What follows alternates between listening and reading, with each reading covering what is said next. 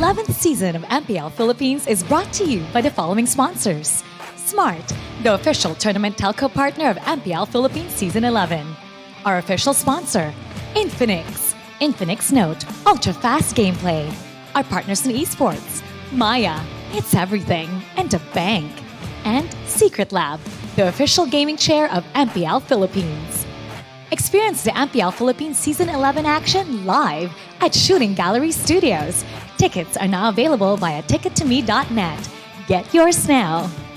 If you missed the matches and want to quickly recap what happened, visit our official website for post-match reports at ph-mpl.com/news. Don't forget to catch all of our official league content on TikTok, Facebook, Instagram, and Twitter. To ensure the quality and fairness of our games, MPL Philippines is also monitored and supervised by the Games and Amusement Board.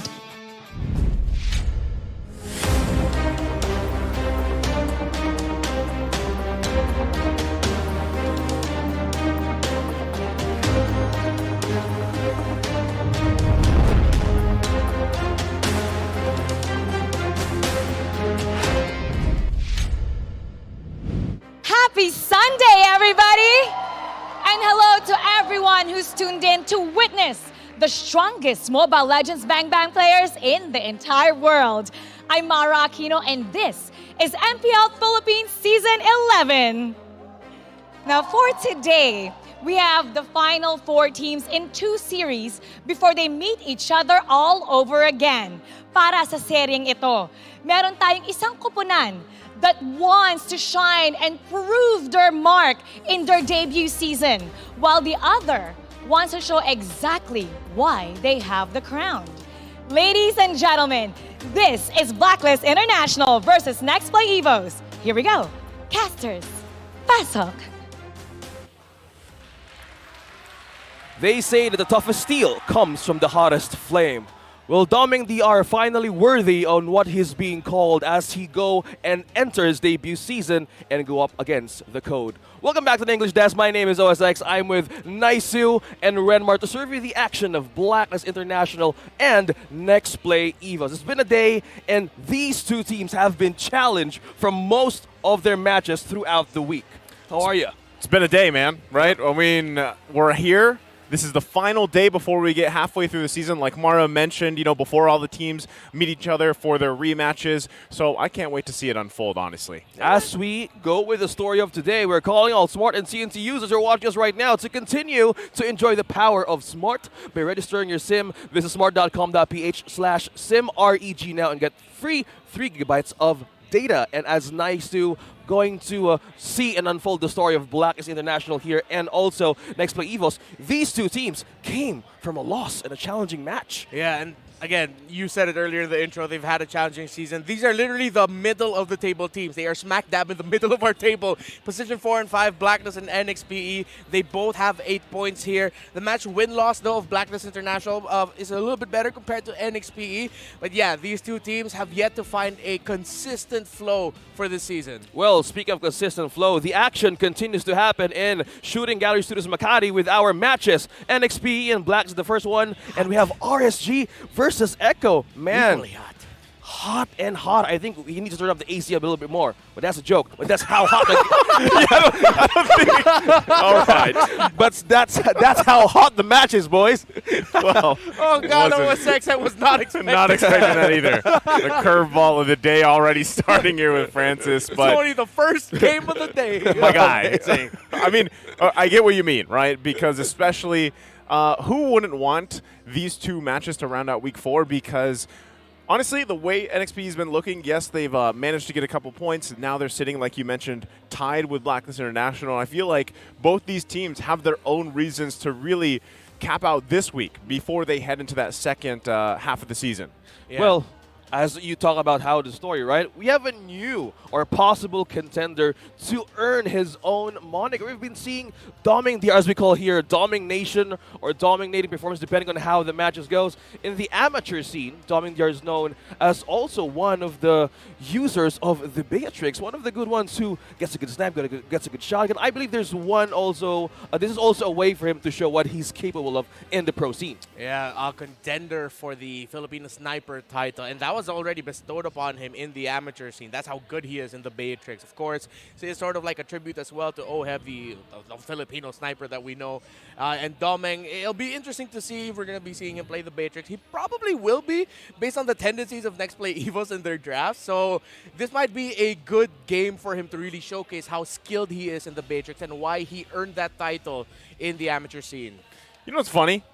What if it's not the Filipino sniper, right? Because that came from the Beatrix, and lately we've been seeing a lot of Melissa and Carrie. What if it's like the Filipino spin wheel? Is it a spin wheel or a pinwheel? Or the Filipino pinwheel or the Filipino tailor? Because Melissa throws needles. Yeah, exactly. Right. Because honestly, we haven't actually seen Beatrix pop up as much. Now, she has popped up from game to game here and there, but for the most part, we've been seeing a lot of Melissa, a lot of Carrie, heck, even Moskov. So what if it's Filipino spear? Filipino spear. Yeah, that could work too, right? I was thinking about that like a few seconds ago, and as we look for possible names to call Domeng the R-Man, right now, the agents were also having a bit of a debate on who's going to be possibly the best Filipino sniper. But in the Philippines, everyone here is slowly becoming the best. After all, we're a two-time defending champion in the world, so there's no surprise that we grow potential players right here. Yeah, it's interesting because when you think about it, of course, we all know Oheb as the original Filipino sniper, but that's a testament to the abilities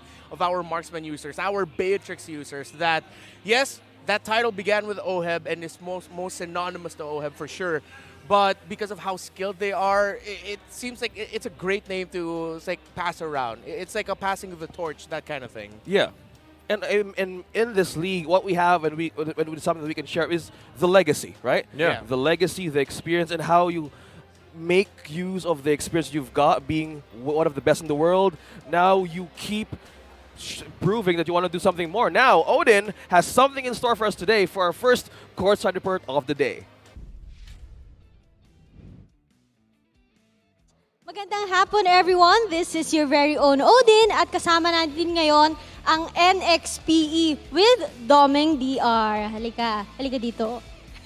Anong pakiramdam mo na nako-compare ka na dun sa mga top-tier gold laners?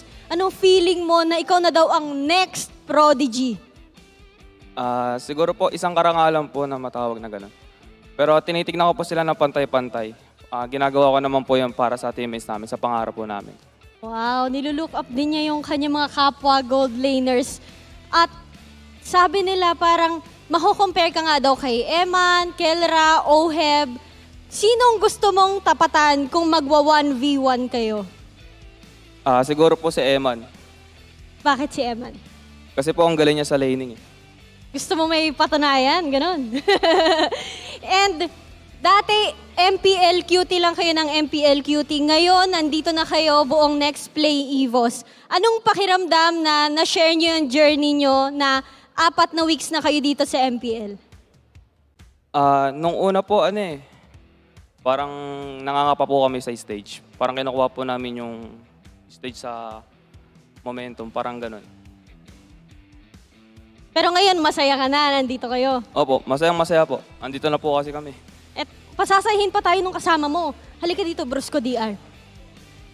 Yung mga tao, tuwang-tuwa sa intro video mo.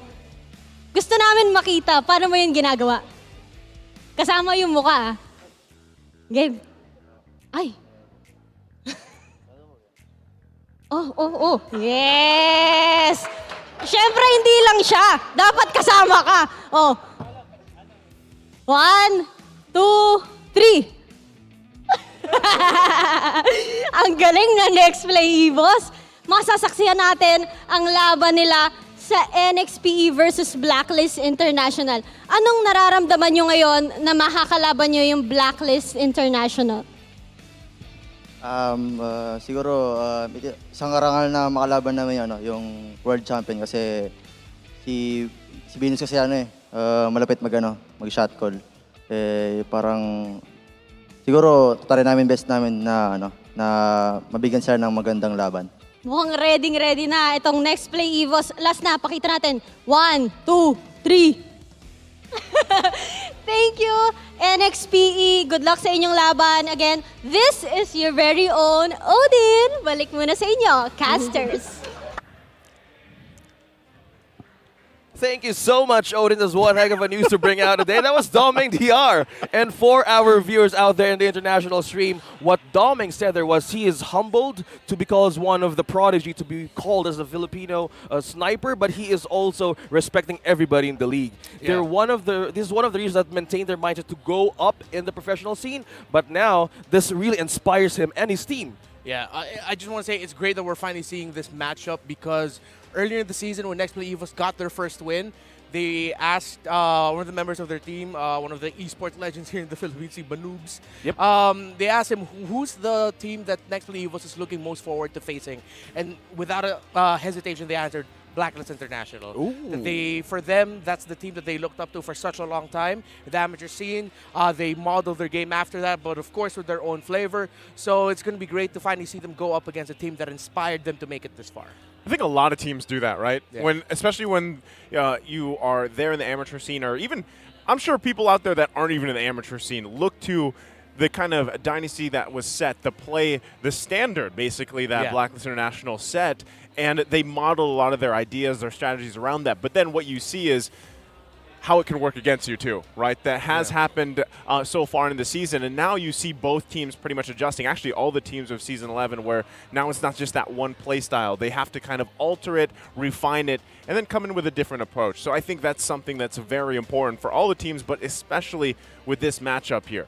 Well, as you talk about Dynasty, this is one thing that the Blacklist International and Nexplay EVOS can be in par with. Now let's call on the teams. They're hot and ready. Blacklist International and Nexplay EVOS up on stage.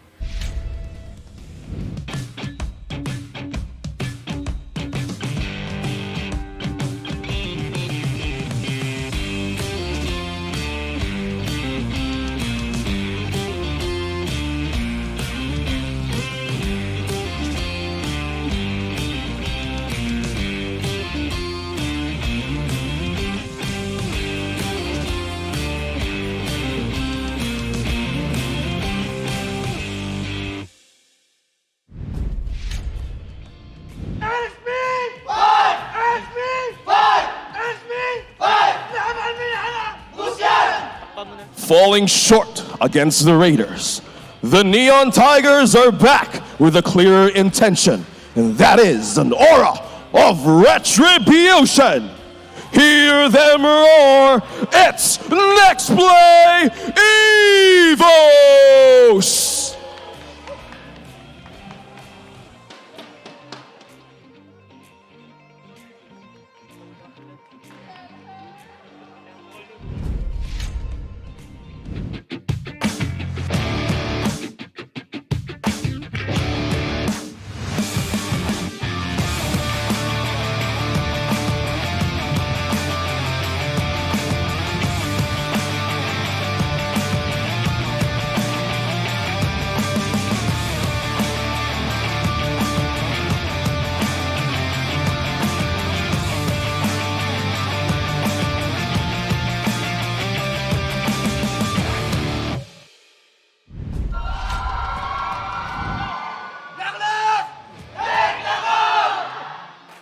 After being cut by the Hive, they are ready to show a stronger code to take back a win. Agents, it's Blacklist International!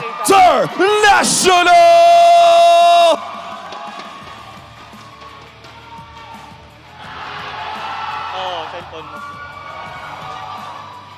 Hindi, puti lahat yung cellphone mo. Cellphone mo. Ayun, Martin. And their coaches, Coach Master the Basics and Coach Josh. It's Blacklist International versus NXPE. Who is going to rise up to the challenge?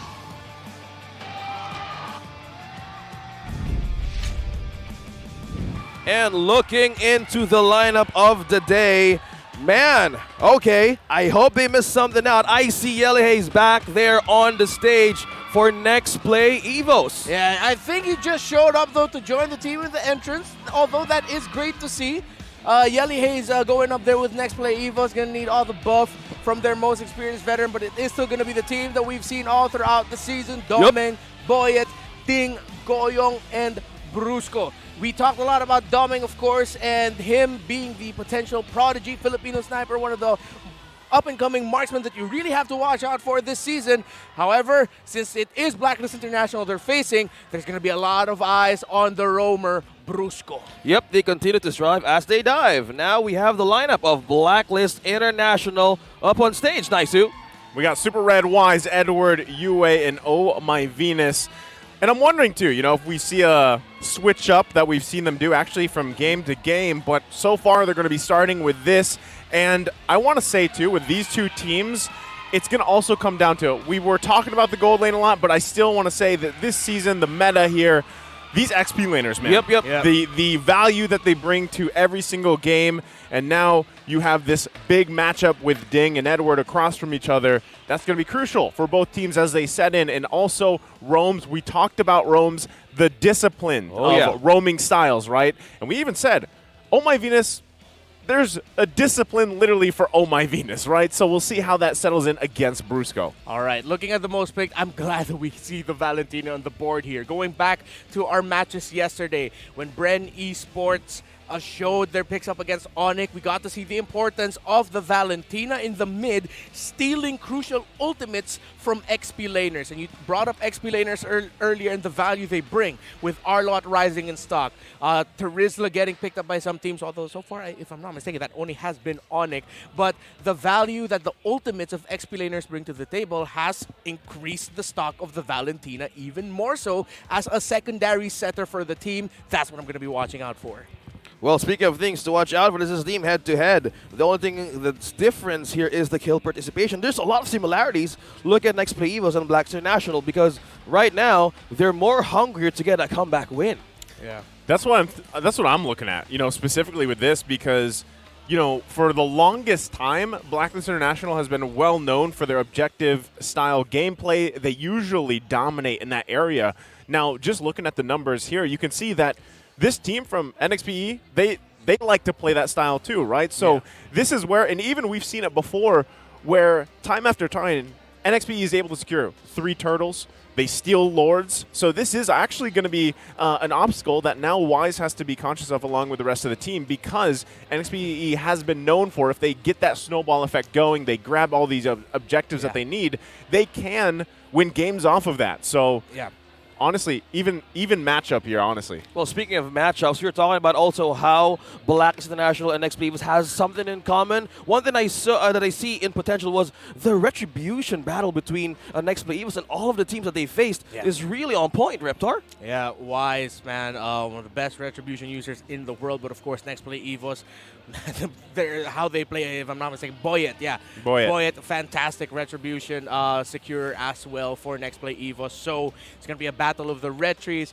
battle of the ultimates, everything, the roamers, you got the gold laner, super red, it's just all across the board. There's like it feels like a big match feel. Every role. Every lane. Yeah. Every role, every lane, as we lay down the matchups here for the heroes and the players. Now start over to Midnight for our keys to victory.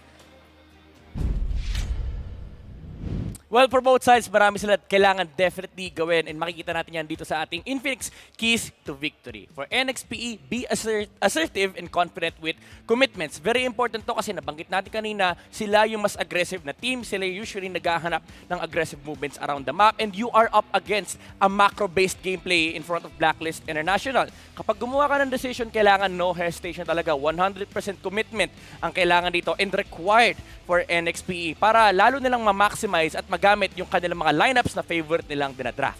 for Blacklist International naman, have a strong second damage dealer. Napapansin natin na medyo nagkukulang sila pagdating sa mga finisher, sa mga teamfights dahil importante ito sa endgame. Hindi pwedeng si Super Red lang yung nagdidictate ng tempo ng Blacklist International dito. Kailangan nila ng supplementary hero para makadagdag and makabawas ng pressure kay Super Red. It may come from Oh My Venus and it may come from Edward. Depende na sa ube lineup na idadraft yan ng mga code breakers. Now, for both teams, play to your strengths but bring out something new. For NXPE, kailangan nila dito is, again, aggressive movements, pero kailangan may ibang flavor, may ibang dynamics silang dala against Blacklist International. And of course, kailangan mo rin basagin yung systematic gameplay and yung control na meron ang agent. Samantala sa Blacklist naman, kailangan nilang tulad na nabanggit natin mga casters, kontrolin din yung aggressive movements ng NXPE. Baka this time around, sila yung mas maging aggressive versus the Neon Tigers. Yan ang kailangan gawin ng ating dalawang teams. And makita natin yan sa ating bakbakan. Casters, back to you. Thank you so much, Midnight, for those keys to victory. And looking back on those 3 points, Nexplay EVOS, be assertive, be on point in having those commitments. In some of their battles, there's some sort of hesitation in most of their playstyles. Oh man, that was so evident when they went up against Echo, when after a few setups that were missed by Brusco and the rest of Nexplay EVOS, they played so cautiously. And that isn't the Nexplay EVOS. We know this team, this squad from Cerebrum to Minana and the amateur scene now being known as Nexplay EVOS. It was a key to victory earlier this season that they have to play their free-flowing, assertive, aggressive style. Yeah. We haven't seen a lot of that this season. They've been more of a defensive counterpuncher type of team. If they want to take it to Blacklist International, they cannot hesitate. They have to take it to Blacklist, be assertive, be confident. That's why I think that one of the biggest factors to being able to be assertive is secure that jungle momentum if you can, and then even if it comes from the XP lane, because that's what we've seen Ding do, right? There's been times where the guy gets 2-3 kills early on, and then he kind of carries that early to mid-game transition for NXPE. Well, speaking of transition, look at this player head-to-head. It's the gold lane matchup. It's Doming DR and Super Red, but we have, well, Doming getting up those green lights up for KDA. Yeah, they're actually quite close in terms of the stats. Higher for Doming across all the board, but Super Red isn't that far off. It's a damage dealt share that I'm looking at here, and I think a lot of it also comes from the fact that yesterday they had an absolute barnstormer against RSG. And they even had a long game against Brand Esports earlier in the season. So it's also a reflection of the playstyle of Nexplay EVOS as well, wherein just like Onyx we discussed yesterday, Nexplay EVOS also has a tendency where at some point you just see them grouping up as 4 when you're expecting them to just still be in the lanes. Yeah, so we expect for a different Nexplay EVOS approach on their own Nexplay way. Now, in keys to victory number 3, we're talking about showing something new. Now, NXPE into the draft. We have them on the blue side. We have Blacklist International on the red side. Is there something new that they need to do up against the code? Well, early on, we're still going to be seeing the same similar picks being fought for. Fredrins, Valentinas. Will NXPE open up the Estes? Maybe they can actually let that go and take out something else instead. They can honestly take out the Valentina and then just first pick the Fredrin. I wouldn't want to give Valentina to Blacklist International if I'm Nexplay EVOS. However, the first 2 bans they have, perfect. Those are like, when you're going up against Blacklist, you definitely take those away. On the side of Blacklist, though, they also respected the Kaja pickup of Brusco, fantastic pick-off capabilities, and of course the flex pick, that is the Kadita that has been played by either Goyong or Brusco, which is a sign that Blacklist might actually prioritize the Farsa, maybe even the Eve later on. But we have seen in scenarios that later in the draft, if Blacklist hasn't drafted their mid laner, Savior usually goes in the 4th or 5th pick for them. Since the signs right now are pointing to these capabilities or consequences if they don't make the right decision in the first phase. With all this being said, Renmar, now we're looking on the possibilities on the first pick of these 2 teams can do. So this really calls either just setting up the Valentina or even the Fredrin as usual. That's going to be our shuffle. Valentina, Fred, Yuzhong, Lapu. Yeah. I mean, when it comes to the third key to victory, it's like, do something new. And you can't expect that in the first phase, to be honest. For the most part, right, the first phase draft, the meta has already been pretty much established. There's been some curveballs here and there from other teams. But now you can expect, is that Fredrin going to pick up? Probably, right? And if not, it'll be on the flip side because, Farsa has been another top pick. The glue is still open. That's an option, right? But typically, the Farsa, Valentina, Melissa, if they want to go ahead and lock that in for their first round here. But still, I think this is going to come down to, do we want the Valentina or do we want the Fredrin? Oh, that's a gambit that Nexplay EVOS needs to take against Blacklist International. Will they go for that priority, as Renmar and Naisu said here, as they take time to take their first pick?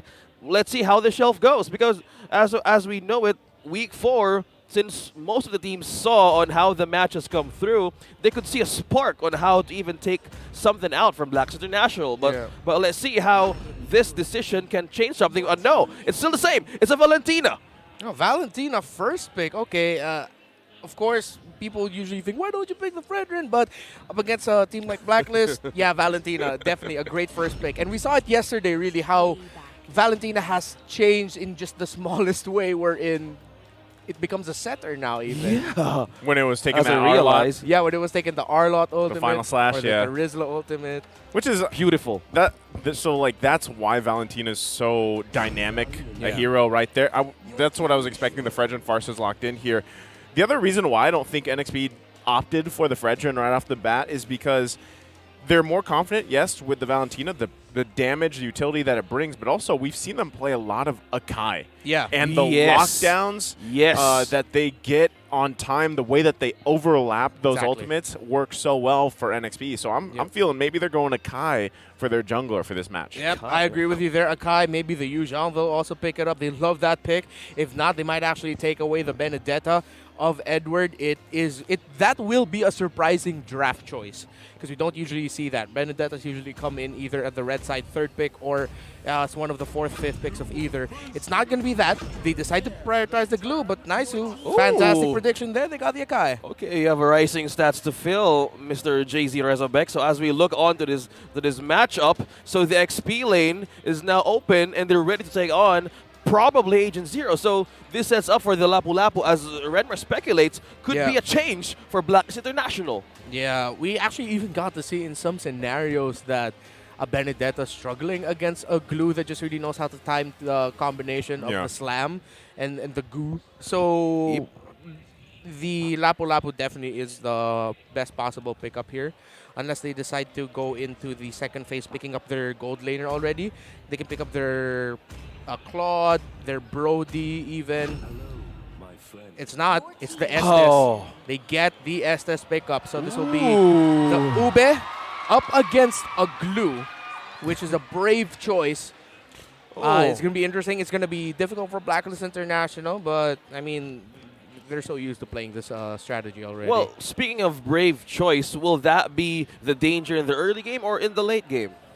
It'll be a danger because they're up against a glue. Yeah, and just having that around, you're already forced to spread out away from anyone who gets caught in. Right. See, so this is just Nexplay EVOS planning their cards right. So for the second phase of banning, since for the Neon Tigers they don't have a marksman yet for doming. Yeah, I think you want to go ahead and lock in. We're going to see marksman bans probably here over the last 2 from Blacklist International. I could see them also taking out Brody, but I'm wondering, is that worth taking out 3 bans towards the marksman pick alone?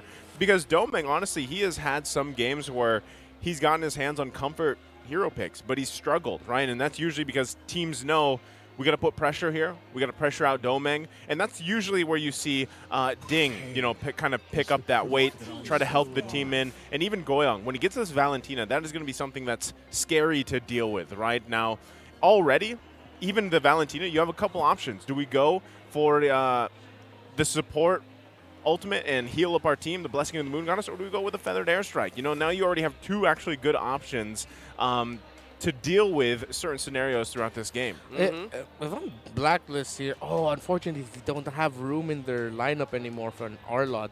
An Arlot would have been great for Nexplay EVOS, but then they already have the glue on there, so they probably won't ban that Arlot out. They still have a Moskov available for them, Blacklist, when they decide to pick up their gold laner. Yep. So they take away the Lolita Moskov. It feels like a Moskov pickup being set up here. Oh, eyes on the gold lane here for the second phase of banning and picking. So will Nexplay EVOS continue their route and just banning Super Red's choices? Because in the side, they're still lacking the possible EXP. So will they take the Lapu Lapu? Will they be ban it out? No. Oh, yeah. Yeah, they could actually take away the Lapu Lapu in this scenario if they want to. And I believe, oh, is that? Oh, Yeah, hey, that's Coach Ito Maxman behind Yeah, us. it's right here. Yeah. Just noticed. And yeah. Okay, we mentioned the Moskov, although the Matrix is still available for both teams as well. So this doesn't need to be a marksman ban unless Nexplay EVOS really like set up that, okay, we'd rather face this instead of that, and then we'll still have a gold lane pickup for ourselves. They take away the Benedetta. Okay. So they're opening up the Lapu Lapu.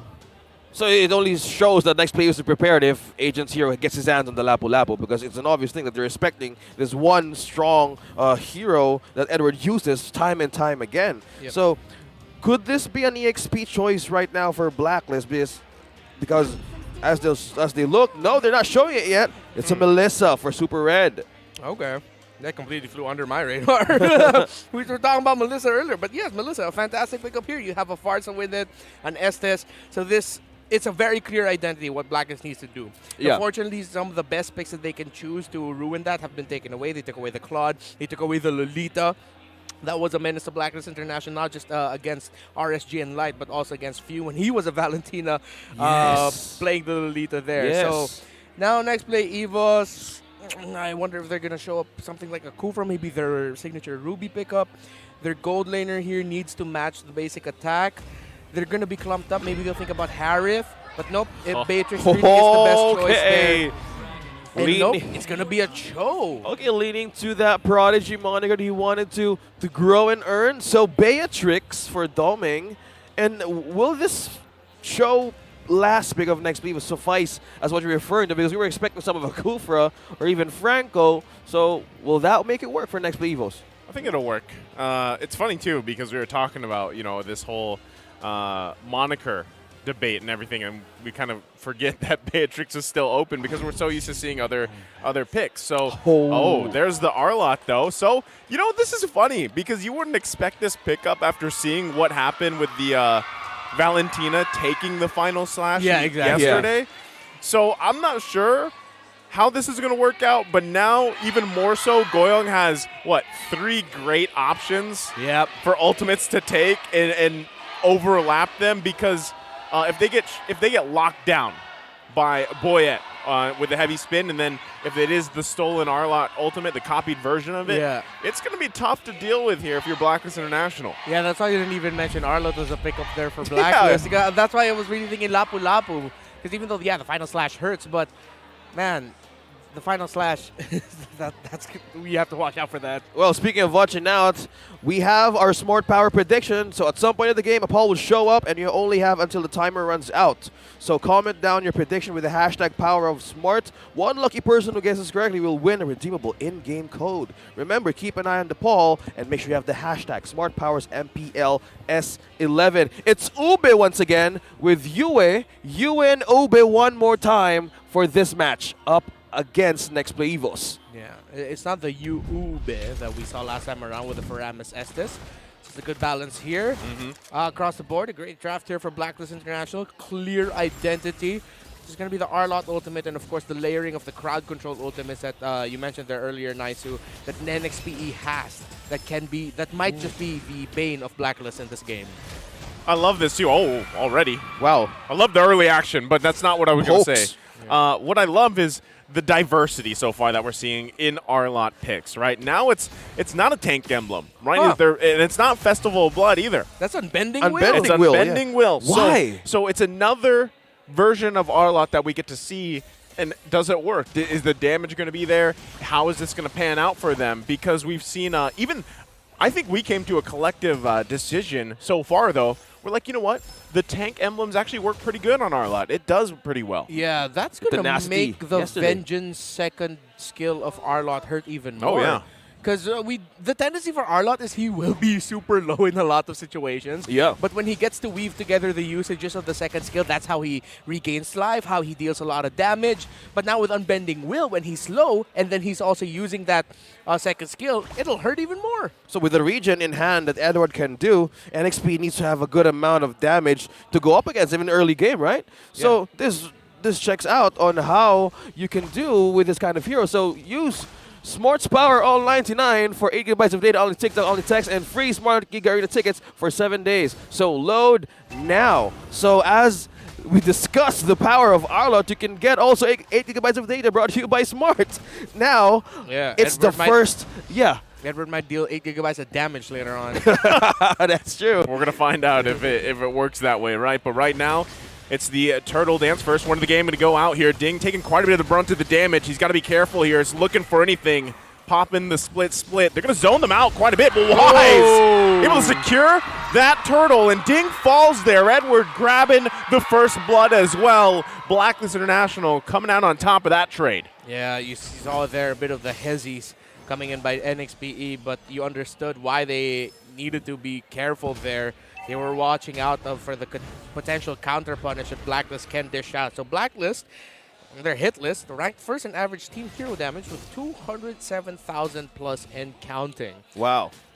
Just look at that. Speaking of hit list, Nexplay EVOS, upon entering the professional league, they have this. They have something that they look forward to having an encounter with, and this is the day that you're waiting for. Blacklist International. And as you said, the hezzies, the hesitations were a bit of showing in those moments of the first turtle of this game. So either refrain from it or even have the courage to do it. That was what was weird about that trade, especially because Ding got so low, but even using that split and everything else, by that time he just got punished. And then surprisingly as well, or maybe unsurprisingly for a lot of people, Wise was able to just kind of swoop in like most veterans do and take the turtle away. So now NXP, they have a very minor gap to work against. It's nothing huge. So luckily for them, they should be able to find a pick-off here, and right now it's going to be the top side. The feathered airstrike's going to come down from Goyong. Boyette's quite low, though, but still, look at this tankiness from Wise and now Edward. They get the flicker out as well. No one falls. Yeah, I'm actually glad Ding expended his flicker there, because if he got caught out by the stun of that Arlot, he would have been chained down, maybe even brought down, and NXPE cannot afford to give another kill right now. Yeah, just by thinking about Arlot can do in the XP lane, what more if he can completely free and roam around the map with having a Yue in the hands with using Farsa. This is deadly how they can even penetrate the AoE burst damage of Blacklist can do. They spot one here. Oh, well, that is a big pickup here. Ding actually getting a bit of revenge. You were asking earlier, how's this Cho pick going to be? Well, they found a pickoff, but they do trade it for that second turtle of the game, going in the hands of Blacklist International. Yeah, the next calls for Nexplay EVOS might look into helping out Doming more, but right now it's a 3-man pressure top side. So the decision for Nexplay EVOS is to try and delay the Arlot so that the glue can roam the map even more. Speaking of roaming, the pressure is on the EXP lane, UN Edward. So by the time NXPE, how is our marksman going right now? Doming and Super Red. Their laning hasn't been disturbed as of the moment, but this is one way of poking Wise and Boyette. Okay, Boyette going to go ahead and use that heavy spin. It looked like they had something in mind, but never mind. Appraiser's Wrath going to come down. Brusco able to survive. Sliver of health. Again, I think that's the hezzies. Yeah, it's the hezzies, and also some great sidestepping there by Wise, because it really looked like a great chance for Boya to knock him into the turret area of Nexplay EVOS, but Wise just got, with his veterans, he just sidestepped that. Edward, though, rushing the Radiant Armor as his first pickup, and wants to be able to reduce the magic damage he can feel from the glue. At the same time, the Valentina, the damage that the Valentina can dish out as well. 4-man rotation bottom side. Blacklist International will not commit. They're going to decide to take it a little bit easier. 35 seconds until the next turtle. Next sequence might be a gank or a quick invade by either team. Well, I think this is the invade that they're looking for, Ranmar, as they could just keep continuing pressuring the mid lane or even in the top lane, right? It's just make them follow the breadcrumbs to feed on how their momentum can be broken. Nexplay EVOS needs more time, but Doming DR is being preyed here on by Wise. Okay, there's the invade sequence we talked about. It's going to be a small one, though, just for that Crammer. So Blacklist International will focus on getting their buffs first, and then we're going to be seeing a 4-man clash for the third turtle of the game. Yeah, NXPE needs to actually maybe contest this one, but if you notice, if you're just keeping an eye on Domeng, he is just farming out of his mind, because that's something that is might be one of the win conditions, biggest win conditions anyway for NXPE, as they give up this third turtle of the game. So they do trade it for an objective up top. Yeah, top understandable why you'd want to do that, though. Again, the doming investment, we saw that earlier this week. I believe that was yesterday against RSG, where they played themselves a Claude game, Claude from behind, and, well, they were able to find a way to turn it around. So Nexplay EVOS are banking on doming being the main source of damage to just take down the members of Blacklist. Just have to make sure during the team fights that he's well accounted for. They have to watch out for this R-Lot diving and dashing. And, of course, US Farsa. Yeah, it's deadly because if you have a Beatrix on your side, and speaking of Farsa, he still has a Clock of Destiny, and just talking about how Doming could be the possible investment in NXPE, but just looking at their lineup, there's all CCs and also good pickups for counter ganks or initiations. But Ding, we have eyes on the EXP lane once again for Blacklist, and they're pressuring, and you want to take this. Cross map, though, they're also doing the same thing, bottom side. So another turret traded across the map here. And this is the traditional Blacklist we're used to seeing, right? Anytime that Estes is locked in by Oh My Venus, this is exactly what they do here. They're going to pressure Ding out. Boyette might be a little bit too late. Wow. Turret's still going to be worked on. Tier 2 going to be taken out just like that. No space that they can work with. NXP falling behind here. Even if they're working on it on this side, again, this is all going to lead up to that Lord in about 30 seconds. Edward holds this one down, though. Oh, man. Nexplay EVOS, they're taking the indirect approach to this game. They're avoiding massive team fights against Blacklist International as much as possible. They're really just banking it all on Doming. Later on, though, it's going to also be up to Goyong to...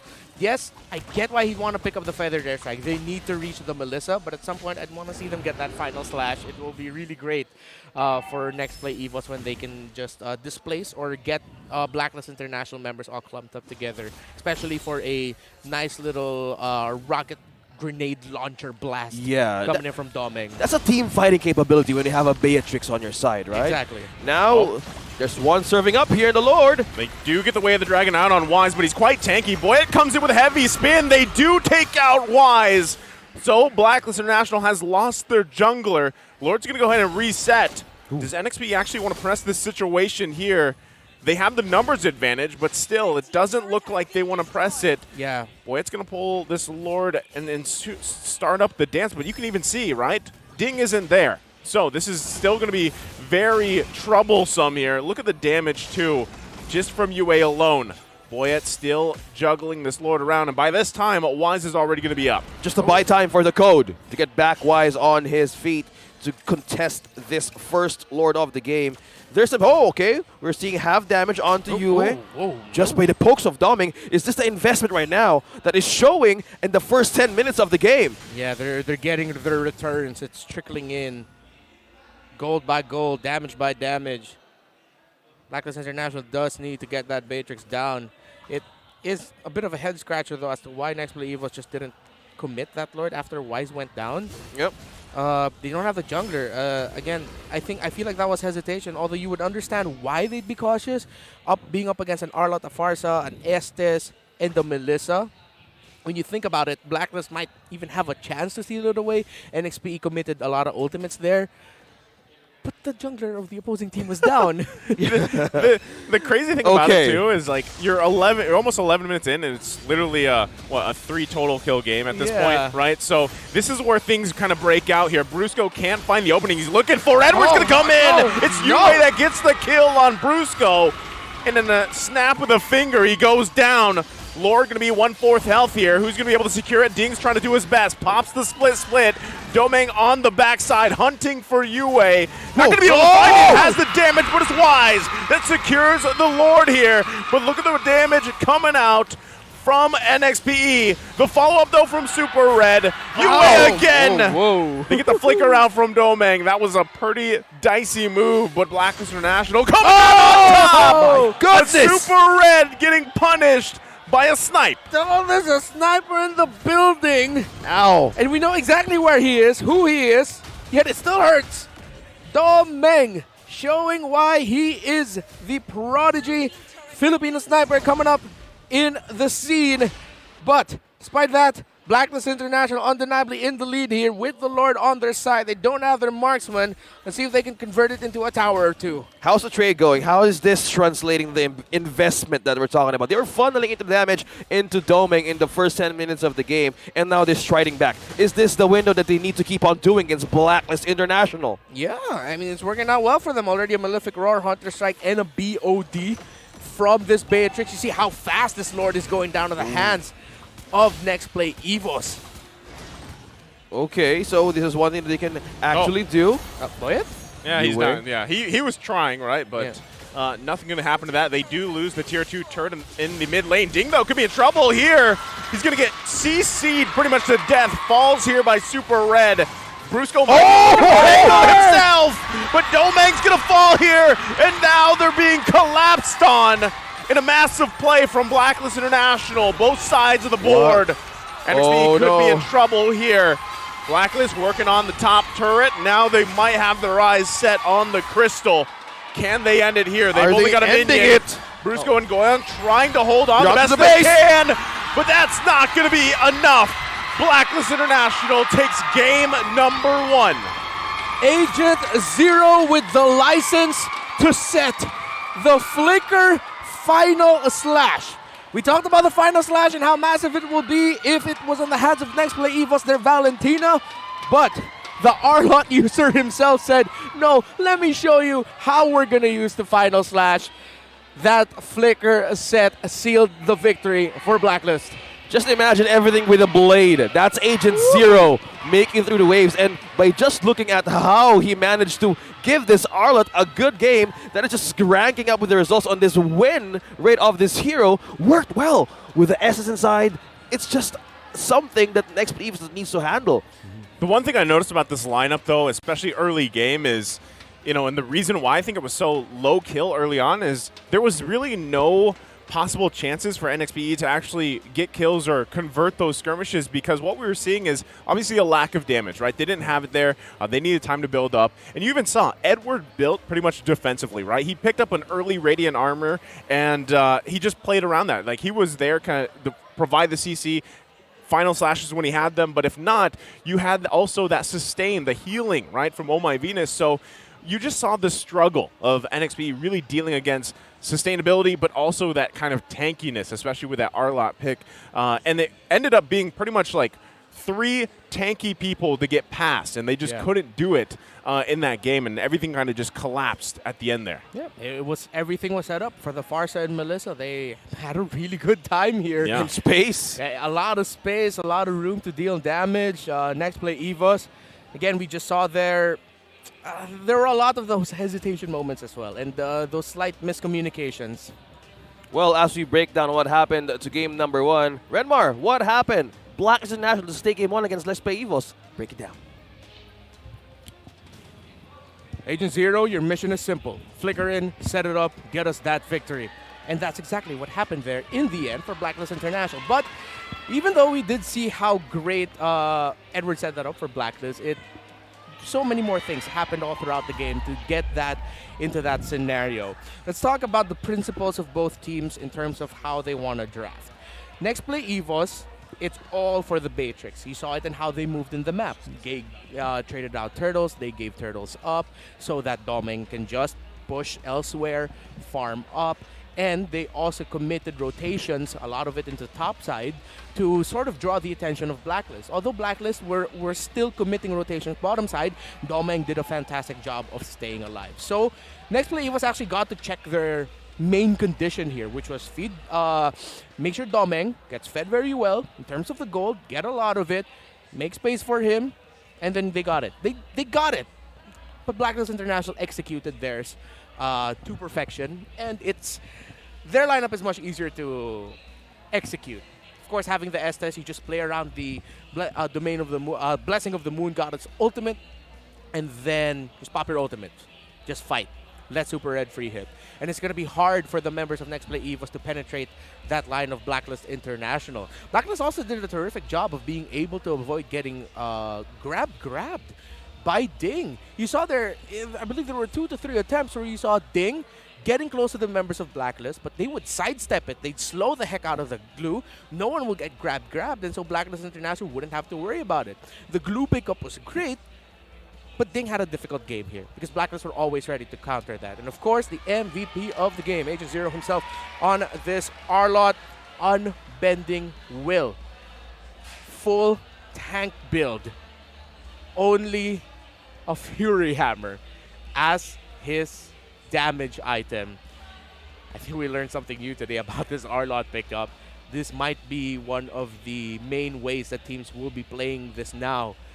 In many scenarios, it looked like people were thinking, why is he so tanky? Why does he have so much health?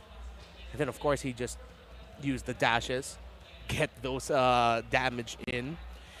And, of course, with the Unbending Will helping him out, it was so difficult to take this R-Lot down. We talked a lot about the utility that the R-Lot pickup would show for Nexplay EVOS because they have the Valentina, and we saw last night how well taking the final slash away for yourself up against a team that wants to play compact will be damaging. But because of how Nexplay EVOS drafted their lineup and what they're up against, they needed to get the feathered airstrike of the Farsa instead, so they couldn't get the final slash as much as possible. So this was just, again, them focusing too much on their marksman. Blacklist International had their second option in terms of damage. If I'm not mistaken, that was also one of the keys to victory. Make sure you had that second option. Blacklist International had technically 4 options for main damage. On the side of Nexplay EVOS, they have multiple options for setup, but only one main source of damage. Yes, I know the Valentina's there, but without that feathered airstrike, when that's down, it's going to be difficult as well for that Valentina to get close with the damage. And gentlemen, we saw it there. Keys to victory. The conditions more checked out there by Blacklist International. On the side of Nexplay EVOS, though, they did what they needed to do to make their lineup work. It's just that there were so many more options for Blacklist International. That's the old reliable Ube of the code. Blacklist with Agent Zero's R-Lot. Unbending Will makes the way. But the one thing that I listened to with Renmar's analysis segment is, was Nexplay EVOS too focused on investing on doming that they have another ways of getting back on their feet in that game? Well, I think one of the biggest things is just, we actually talked about this even before going into the game. We got to get rid of that hesitation, right? Yeah. Because there were so many fights, so many skirmishes early on where there was that hesitation. And I don't know, again, if it was because of the fact that they knew that they couldn't out-damage the sustain that was being provided with the S pick, or even the tankiness that they had, even with the R-Lot, right? I mean, Renmar mentioned it, how that's a twist on the R-Lot, right? So who knows if we see more of that in the future, but still, it's a good showing for it. And on top of that, I just think you get rid of the hesitation from NXPE, you let them set the pace, be aggressive, like kind of what we're expecting to see from this team, and maybe that works out better for you because honestly, across the board, it just looked like they either hesitated or they just couldn't get through that kind of bulwark and that sustainability that we saw from the code, the old classic, basically Ube with a twist. Yeah, and man, we talked about the hesitation, and you could see it in how they moved. Yeah. The times where Ding got caught off, yes, we mentioned it was Blacklist sidestepping it well, but it looked like in some scenarios, Ding wanted to try and get a grab onto someone in Blacklist. Yeah. But there were members who were sort of too far, and then you just see them sort of split up, even though it looked like a good scenario for the glue to enter or for someone in Nexplay EVOS to enter. But the Nexplay EVOS, you see them, it's like decide, oh wait, no, I'll just manage this wave. Oh wait, no, I don't feel like taking that, just go poke him out. It's like, of course, we can't hear them in the comms, but it's one of those scenarios where you get to see it happen in game. The hesitation, the not everyone being on the same page of what they want to do. It's that's what Nexplay EVOS need to change here. Because again, the draft, even though it was leaning a little bit more towards Blacklist's favor, Nexplay EVOS, principally, their draft makes a lot of sense, and they could have made it work. It's just that the in-game execution, that's where they fell short. You know what I like fixing, right? You know what I would have liked to see differently there is instead of the glue, they went Yuzhong. Because if you had the Yuzhong, we've seen Ding actually have amazing games on it, but also because he takes the Petrify, right? And if he would have used that to initiate and then even find Oh My Venus land there, Oh My Venus had the Purify, right? So they could actually got that out, and then you allow hopefully some more CC being thrown by NXPE, whether that was Boyet or any other options that you have, even with depending on what Goyoung took with the Valentina Ultimate. You at least have that other dynamic to it because, yeah, Glue, that pick, it might have made sense a little bit, but you saw how much it struggled, right? And I do feel like maybe a Yuuzhan could have worked better there. Yeah, speaking of struggle, one of the things that Nexplay was doing also, they wanted to penetrate the back line of Blacklist International, and one thing that they're facing was pure concrete defense all throughout. And with you, Redmar, saying that Fars is now becoming the center, and with AoE burst, this becomes a problem. So you have a window early game to deal with, and when you lack the vision or even how to rotate around the map, that's where things come falling into the wrong place. So, on the other hand, not being messy, not being hezzy, not to mess it up, right? Yeah, so. No to messy, no to hezzy. Yeah. There you go. Yeah. So by the way, that means hesitation. Yeah, hesitation is just our way of saying people aren't catching on. Right? If there's no hesi, there's no messy. So experience the MPL Philippines Season 11 action live at the Shooting Area Studios. Tickets are available now via tickettome.net. Get yours now as we experience the wild crowd, the empowering, the voice right now present in this studio. It's amazing. You guys are all awesome. So it's not yet too late. We have 4 weeks to go for the rest of the season. Now going back, what is something needs fixing in Nexplay EVOS? Again, we're just saying hesitations. Is there something needs to change about the draft? They were lacking the damage. I mean, nice you brought up the Yuuzhan. For me, I like the glue. The glue made a lot of sense. They did it because they were expecting the Estes to come in. So that's why they picked that up instead. Both are great options with different effects. Yeah. To be brought into the game. In terms of the draft, I'm okay with it. The draft of Nexplay EVOS, great bans on the Diggy for Rammus and then the Joy. Don't want to give that to Blacklist. They took away the Brody. Maybe if it gets into the second phase and the Melissa's open, maybe try not to give the Melissa. It's a very small adjustment, but that might be the call. All checks to what was down in execution. Yeah. You know what they need to do? Just do this. Nexplay EVOS, right? Just shake things up. Yeah, shake things up. If they keep on doing that in full confidence, maybe it can work. I feel like shaking it up, even if they went, with what Redmar said, draft was okay. But shaking things up would be your actual, decisions in the game, the play style, and that's what we're talking about with hesitation and everything else. Because, honestly, when you even saw that first turtle fight and they just kind of, it was kind of a blunder basically because, you had Ding caught out and then he went down. And then it proceeded to every single turtle at that point was just kind of being given up. Yeah. And we talked about this too leading into this when we saw the stats. NXPE is a team who likes these objectives. They like to contest those and they're usually securing them.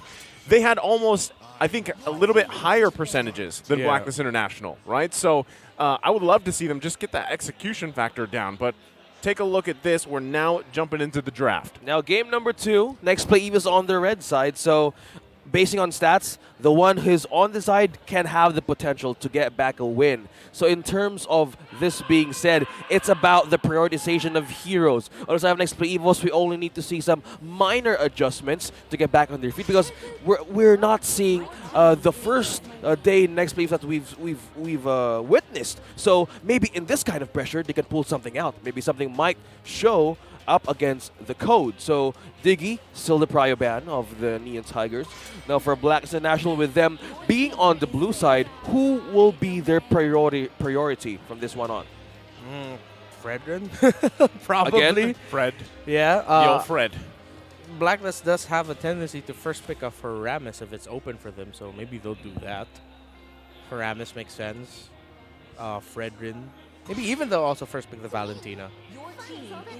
Could be. So, up on the shelves on the stable bans and picks, I don't know. Maybe in some universe we might see a different type of heroes being chosen, different types of metas. But as the patch is concerned, this is just how teams and play styles work in this game. So they banned it out. You were talking about a Yuuzhan. I had a feeling. Could be. They were expecting the Farsa steel pick by Nexplay EVOS. Yeah. I had a feeling that was going to happen because after a game like Ding just had, he's probably like, man, give me my Yuzhong. Yeah, give me my comfort pick. Now it's gone. So Give me the dragon so I can just fly in and swoop in. Oh, no. So now he might be, again, the Blacklist International might be like, well, let's just make him play the glue again. And like you said, Renmar, it's not a bad pick.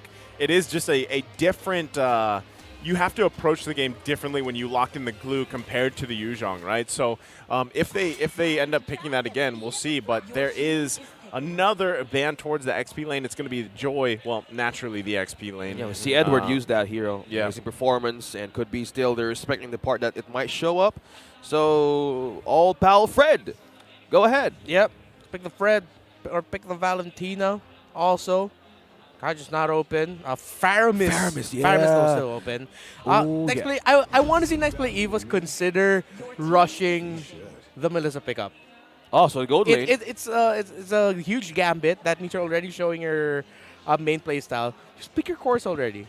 Pick the main damage dealers. Pick the Farsa and Melissa. And see what happens in the draft. That makes sense because what was the problem of Nexplay EVOS on their first game was they didn't have the space, they didn't have the firepower to throw something for reinforcement. So maybe this one will work if they would consider this. It might be, or this might be the great time to do it. Well, that's what I mean. If you look at the last game, it's like for the majority, I would say, up to 9 minutes maybe, it was like the teams were just avoiding each other. Like they met a little bit at the Turtles and then it came down to like NXPE being like, we don't even fight. We just want to trade objectives cross-map. So this is a little bit different. Maybe this is that's good. Shake things up. Not so much the Farsa, but at least that Lolita pick there. Yeah. That's shaking things up a little bit. How is this good, Renmar, for Nexplay EVOS?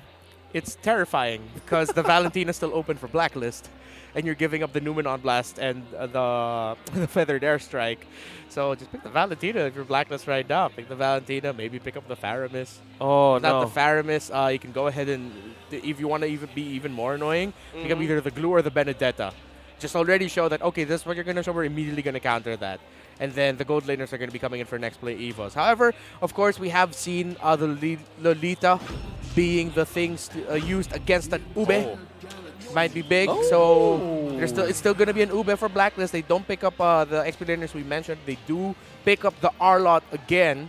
So it's going to be up to Brusco here to really maximize the Numenon Blasts, not only for the counter engagements, but for the engagements themselves. I want to see Brusco later get in weird angles, those what we call the light angles. The light angles. They come from out of nowhere with a big Numenon Blast from behind. He's spooky. Yeah, Light is spooky last week on how he made surprises in that ultimate surprise. Boo. Yeah. Boo. Scary. Yeah. I'm wondering too if this is in the hero pool for Boyet, if he picks the Baksha. Sustain? Yeah, to like help deal with this tank Estes. junglers, okay. Yeah, and that's actually going to be good for the Lolita. Yeah, because like you have actually a great way to set with the Numeron Blast. You lock in the Baksha, you at least have a tool to use against the Estes, so you don't have to avoid them the whole time. Yeah. Like we saw in the previous game. And then, yeah, you did lock in the Claude too, so you've got the Blazing Duet to help with those fights, and you can actually force those fights. Yeah. So wondering if that's the case for Boyda, for he just goes something more in his comfort zone.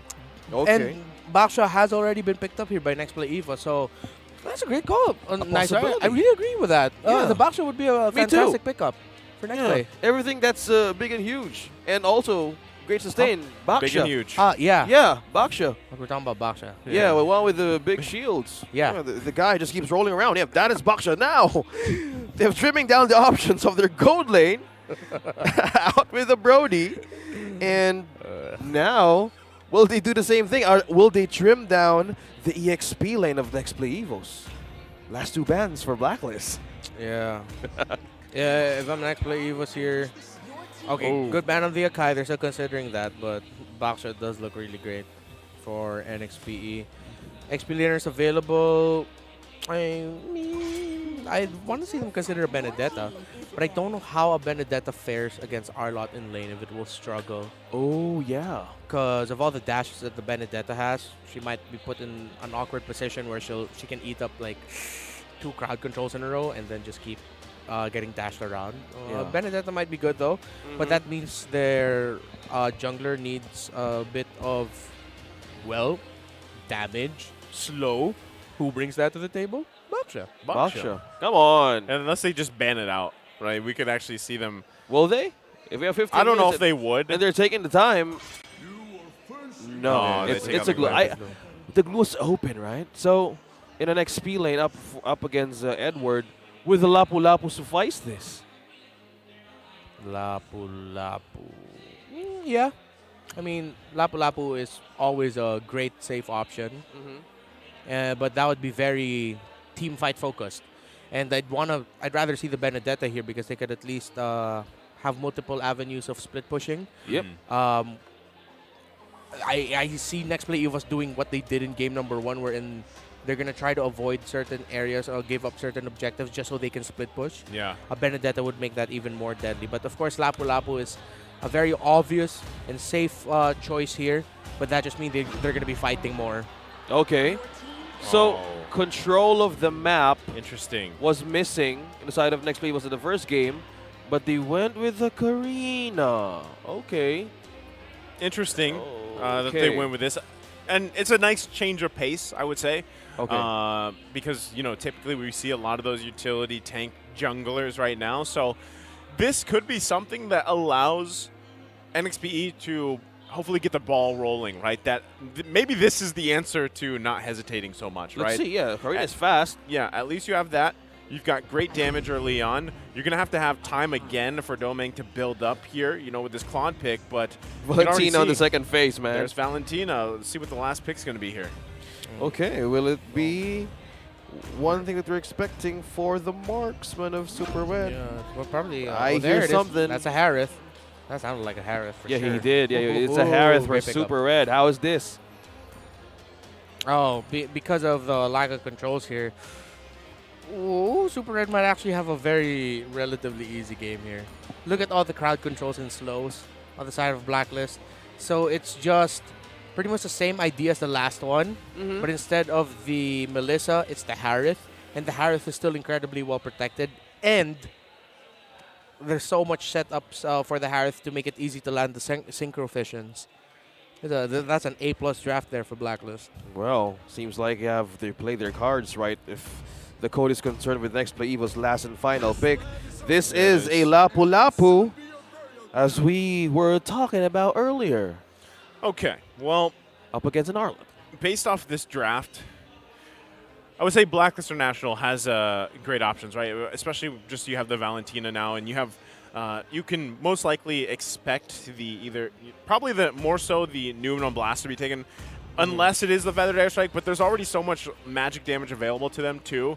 But the only thing and I've said this before, the only thing I don't like about Harith in the gold lane is there are times if it doesn't get going, and it can fall off later in the portion of the game too, especially if you have that magic resistance items locked in from the opposing team. So you're going to have to rely on those early kills if you can. You already have a lot of sustain and everything else, but still, I want to say that's my main concern with Blacklist International's lineup. On the other hand, NXPE, they've got the Karina in the jungle. If she can start getting early kills and dominate those objectives, that's going to be huge. Yeah, go up the hill, start the snowball early if you want to bounce back and have this game number 3. Now, Nexplay EVOS, let's see how they translate those Hessies into winnings. Yeah. I'm looking for the right rhyme. I will come up with that later. You will get it. I have full faith in you. And Nexplay EVOS needs to have full faith in Brusco. This is going to be, if this is going to be an NXPE victory, it's going to be a Brusco game for sure. Numenon Blast here is going to be the ultimate decider of this game. Yeah, the game changer, the momentum breaker of how this hero could be devastating setups.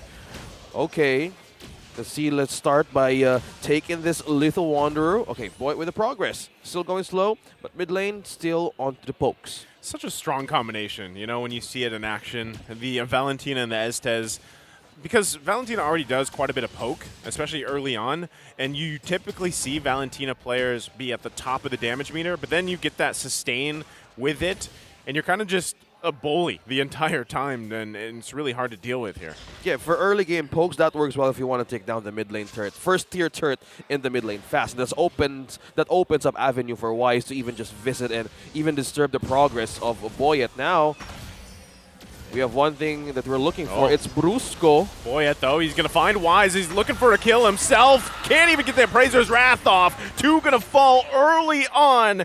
NXPE, this is exactly what I was saying. Start this lead, the snowball, and they've already done it. Yeah, good thing Nexplay EVOS did that because the jungler rotations there, Wise actually had an advantage. Yes, we saw the Lethal Wander go to Boyet, but what happened was the trade became Wise ended up stealing 2 of the green camps of Boyet himself. So Boyet actually really needed that to happen for Nexplay, and they got it. Whoa. Oh. Wow. Okay. That's the aggression. Yeah. Okay. That is a great play there from Goyang. I didn't think he was actually going to be able to finish off that kill here. Now the fight for the turtle. Wise still able to secure it, but still they've got the work cut out for him. NXP is still up, a 1.2k gold lead, 3 kills on the board, and it's getting scary because it's in the hands of Goyang. Well, we're not seeing any Hesties as of the moment, and this translates into good conditions of Nexplay EVOS. They can just do a rinse and repeat. Now, we were talking about Goyong earlier. So, this duo, this Brusco and Goyong DR, mostly we've seen them rotate faster around them once they get a good jump start for Boyet. So, the faster that they can go around the map and give some pressure for the mid lane, that gives total space for Doming as well. Yeah, and Blacklist International now, they need to mirror the aggression that Nexplay EVOS is showing. They have to get a pick off somewhere. They're getting they got the first turtle of the game, but as long as NXP are playing aggressive, trying to get pick-offs, making the most out of their Karina, Nexplay EVOS will still have control in this game. Next turtle going to be a big one. Okay, there's a grab there. Boyd gets to secure that buff. Now waiting on this, they're just prying on the positioning. Yue takes hits from Goyong. Looks like they're going to commit to it. Was that the right call here? That's a lot of ultimates used. Yeah, 4. Yeah, Terrify actually canceled the Numenon blast there of Brusco. Unfortunate for Nexplay EVOS. It would have been a big trade in favor of Nexplay because Ding would have been the one to dive under tower. He would have sacrificed his own life. However, he would have gotten kills for sure.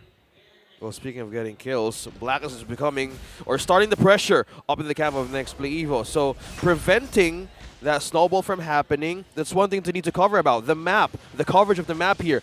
We see just Brusco in the mid lane most of the time. Does he need more to get more vision and space?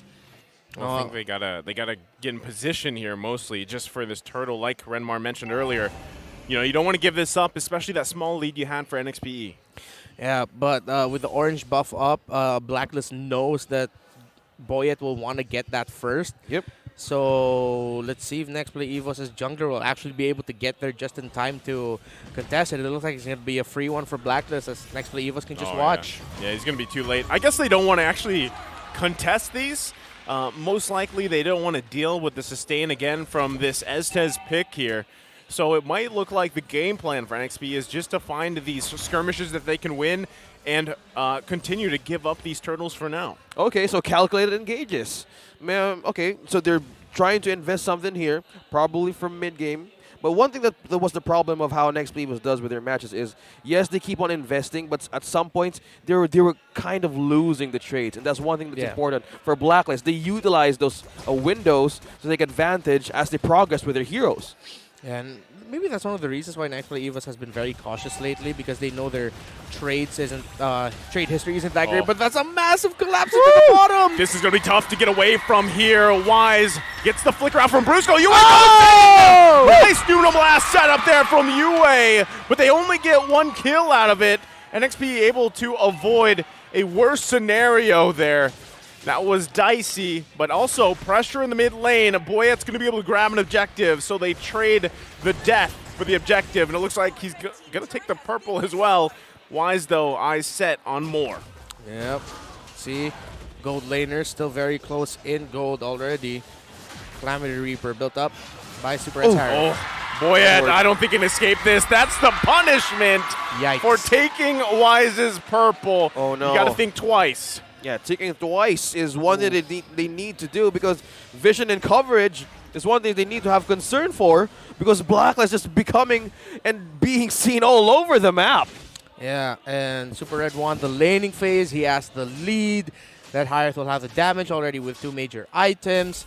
This next this contest needs to be a great one for Nexplay EVOS, and hopefully, if they can, they need to get a kill onto that Harith. If not, we might end up seeing a 3K, 4K on the side of NXPE after a Blacklist counterpunch. So penetrate backline again. Harith could be the possible target of NXPE. Who's going to do that? Could be Brusco, but his flicker is out as of the moment to get that combo. Yeah. Well, it looks like they actually do want to contest this one. Turtle half health here. Everybody getting in position. Ding, keep an eye on him as well. UA gets the Noon on Blast. They're going to look for their own setup. It's secured by Goyong. There's the Blazing Duet. Domeng trying to unleash here. Oh My Venus with the sustain. Brusco's will hit away. Edward grabs the kill. Ding's left to his own. He falls as well. 2 down. But it's a 1-for-2 trade, so NXPE grabs 1 kill.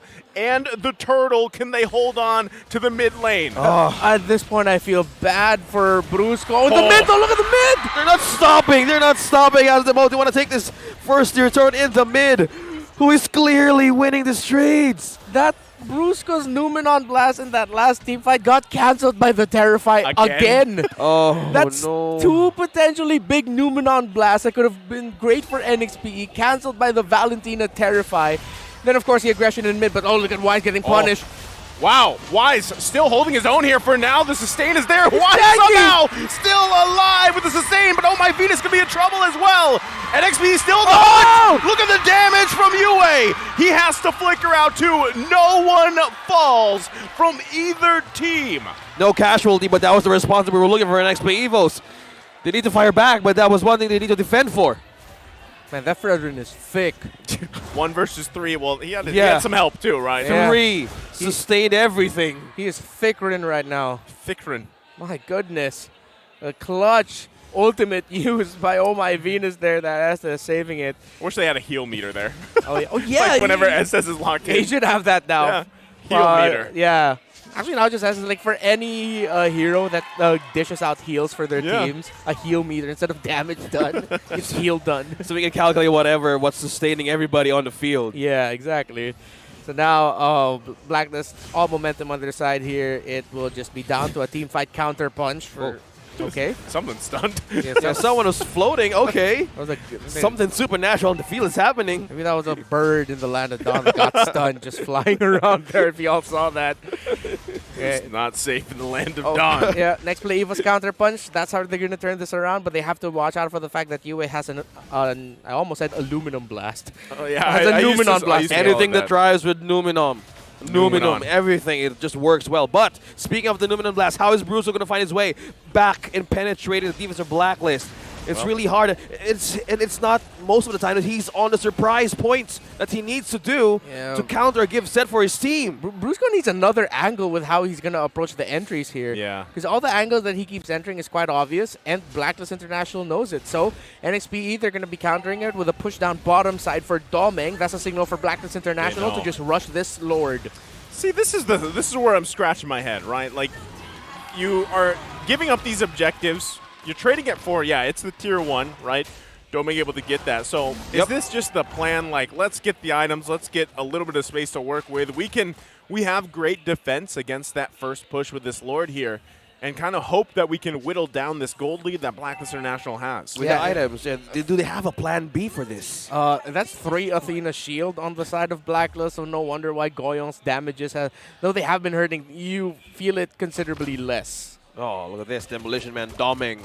Is the investment worth all of the trades that they have done for this 10-minute game? They need something to fight back, and we're looking for Brusco how to make that kill, but most of the time the setups are being countered time and time again. Yeah, their main catch for this Harith really is the Numenon Blast, but then it keeps getting cancelled. Man, if I'm Brusco right now, and that's why I'm not. Yeah, I would be a little tilted. That's why I'm not a pro player. Yeah, I mean, dealing with the Terrify, right? Every time UA, he knows the assignment. That's exactly what he has to do. So now, what NXP has to do is defend against his first push. They do. They defend for now. It looked like they were actually going to give this one a go, but they back off. They clear up the Lord. They've got some minions to work with. Wise still planting himself there. You can see the damage is sort of there, right, for NXPE, but the gold lead still building up here for Blacklist International. Maybe another couple minutes. It might work out. Boyette, though, just taking a look at things, going to have to back off. Yeah, they need to go out the base. Look at the damage, almost a half HP peel from Boyet. Now they're just taking up everything out of their plate. Yeah. For Nexplay EVOS with a gold lead now, and with no angles for Brusco. Look at just this. It's just super red on top of the player gold. Yeah, Doming really close though, and that's a good sign for Nexplay EVOS. Not gonna lie, for the good 20 seconds that siege was happening, I was looking for a Numenon Blast charge. Right? Yeah. It looked like it was a great chance. Oh, I got You got it right there. That's Yue. Oh boy, it could be in trouble here. There's Brusco lining his own. Finds 4. there's no follow-up. But there's no follow-up because no. Domeng is topside pushing. Oh no! They didn't have the feathered airstrike. Oh man, so he gets the tier 2, but he misses the amazing set that Brusco finally landed after being terrified. Domeng still pushing, Chase though. them. They gotta chase them. They're still They going to have hold to them chase there. it. They're going to chase Is this them. getting messy? They're going to stall them from recalling the best they can. Stop the arrows from getting home. Okay, Domeng's happy. He's got 2 turrets. And like that, NXPE has found some hope in this game. That was the set. But what is the game plan of NXPE? Unorthodox ways is this the plan that they're going for? Well, the plan Domeng's going for is a new moniker. The Filipino Demolition Man. Yeah. Okay. that's a mouthful. Yeah, Let's go for it. All right. But The Filipino. imagine it. That's The too long. 4-man Numenon Blast to set up a split push. Hey, it looked cool, right? It looked really It looked cool. cool. It looked cool. And right now, the Lord fight. It's going to go in the hands again of Blacklist International. What? And so, Wait. NXPE, Okay. they're back to it. All right, so it's your time to shine. Brusco, Goyong, Doming, even Ding, your combos. Make it One work. big combo. Y'all got to make it work. Looking at the items right now. Again, no wonder why the average team damage share is so high for Domeng. You can see it here. Well farmed up. We saw Nexplay EVOS come back from a deficit with a Claude. One great play. One call to be aggressive and assertive. That's how they turned it around against RSG Slate yesterday. Can they do that again against Blacklist International as the Lord marches down mid? It's a 5,000 gold lead. Nexplay EVOS have the tools to stop this. Will they have the damage to make sure that they actually get it? They have the CC. All they need is a right jump up against Blacklist International. What will it be? When will it be? We've seen mistakes, and will this be it? Oh, man. Oh, that looks spicy, but nothing going to follow through with that. So it's NXP still holding on. They actually miraculously hold on to that bottom inhibitor turret. They deal with the Lord mid lane. They only lose the mid inhibitor turret for now. We'll see if they still push for it. Feathered airstrike still down from Goyong. But Domeng, this is his time to shine if they can find it. Brusco charges up as well. The follow-up. Oh, my Venus going to be in trouble, but look at the heal. It's too much to handle. And now NXP is in trouble. Super Red unleashing with his Almond Force. They find 2. NXPE is punished. Well, I was wondering why Brusco actually didn't commit the flicker with that Numenon Blast. I thought that was a picture-perfect way for him to end it, and now Blacklist International might end it here. Looks like they're going to be Oh, and even with that, Super Red just focusing on the crystal. He's dancing. Blacklist International sweeps this series 2-0. A clean one for Blacklist. The code of the Neon Tigers broken. 3 points for the defending MPL-PH champs. Just how they managed to drain out the resources for a potential comeback of NXPE. Eyes on target, maintain composure. The code got their comeback win from all of the challenges that they went through this week. Well, they did it in a great fashion, right? I mean, even there was, I don't know, I'm still scratching my head, to be honest. I'm still scratching my head.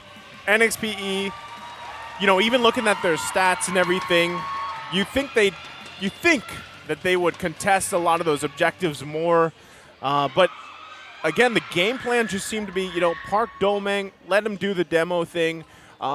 He had all the items he needed, but even there at the end, all that didn't really result into what they were looking for. Yeah. Even the combo flicker that you've mentioned, Renmar. Yeah, I really wish I can look into alternate universes and see what this match would have been or would have looked like if the rest of NXPE continued to chase Super Red. Yeah. And I believe Yue, who were recalling really close to where Ding and another member were when Doming was split pushing. Yeah. Because he had 2 minion waves with him. The Fredrin was still in mid. It would have been able to clear, but I don't know. I feel like they could have ended it there. It could have been a You might see massive it in the split highlights. push win. Yeah, You might see it. we might see it in the highlights. I feel like in that split push, Doming might actually have been able to get end through, the game, yeah. and get through. And we were just seeing how the possibilities of a comeback on how they were able to defend the base. Super Red got the recall first, and that's ended up the possibility of having them being split pushed by Doma, and the damage was just really showing, and the response was that's not enough. Yeah. I thought we were going to see it. Yeah. I honestly thought we were going to see another, split push win and take us to game 3.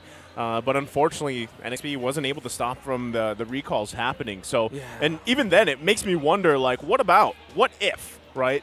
Doming happened to be there with that 4-man Numenon Blast, because even at that time, he had quite a few items. He had damage. Yeah. Would that have been close to a team wipeout maybe, or at least 3-4 members down? Then they could have transitioned into a push together, or something along those lines. But again, unfortunately, it ended up in being a sweep against NXPE. Yeah, there was a glimmer of hope. We've seen the lot. ultimate. There was a 4-man setup from Brusco, and one thing that was lacking was the follow-up. And they were in a different plan. They were in a different state that they were trying to do something that pulls you out of pressure. And we can't blame anybody for making the right calls on that game. Yeah. And just being in that mindset is just being on the edge on what you can do for your team. Yeah, it wasn't even a glimmer of hope. Hope was staring Nexplay EVOS in the eye. Yeah. But unfortunately, Nexplay EVOS blinked multiple times. Yeah. So maybe take out the Hesi to not be more messy. Yeah. You'll figure out the rhyme, Yeah. right? Yeah. That one works for now.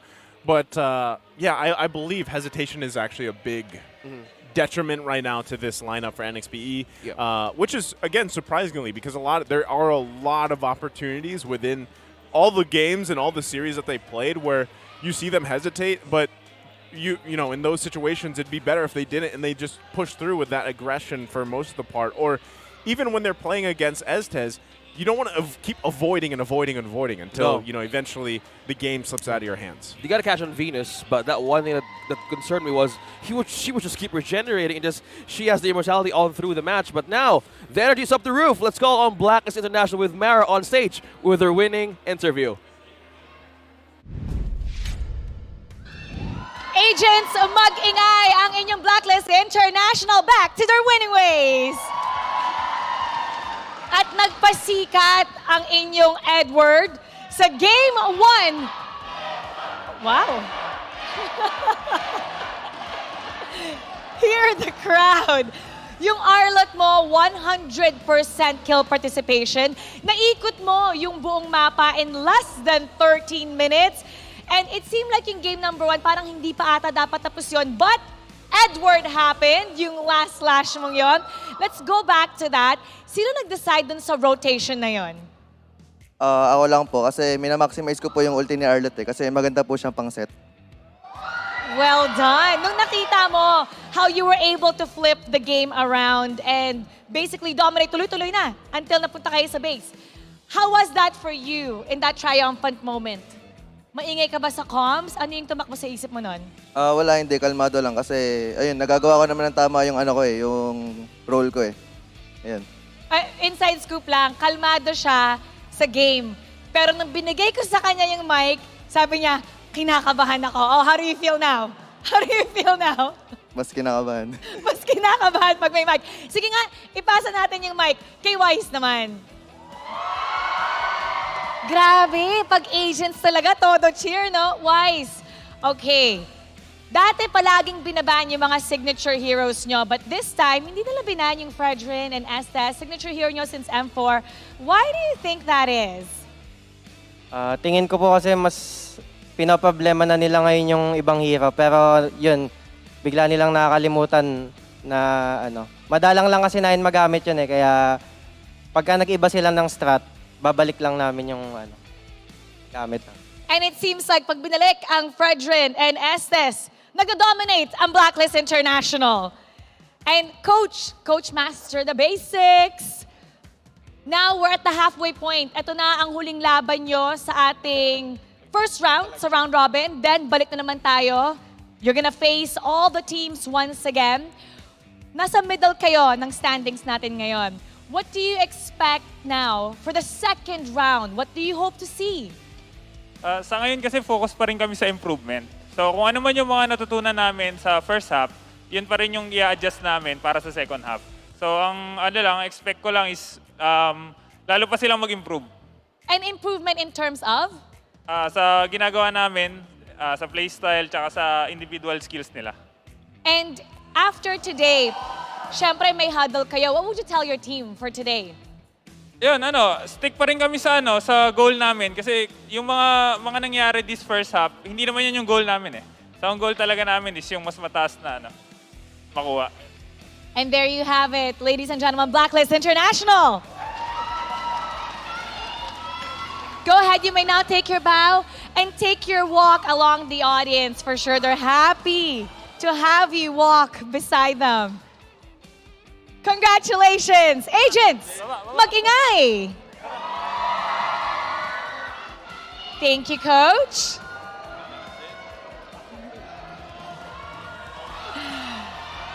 That is your Blacklist International. They're aiming for a better standing come second round. At nakita na nga natin kung paano nila itaas ang kanilang lakas sa kanilang huling laban sa first round robin series natin ngayon. At hihimayin natin kung ano nga ba ang naganap sa laban na yan kontra NXPE. Ito na, casters.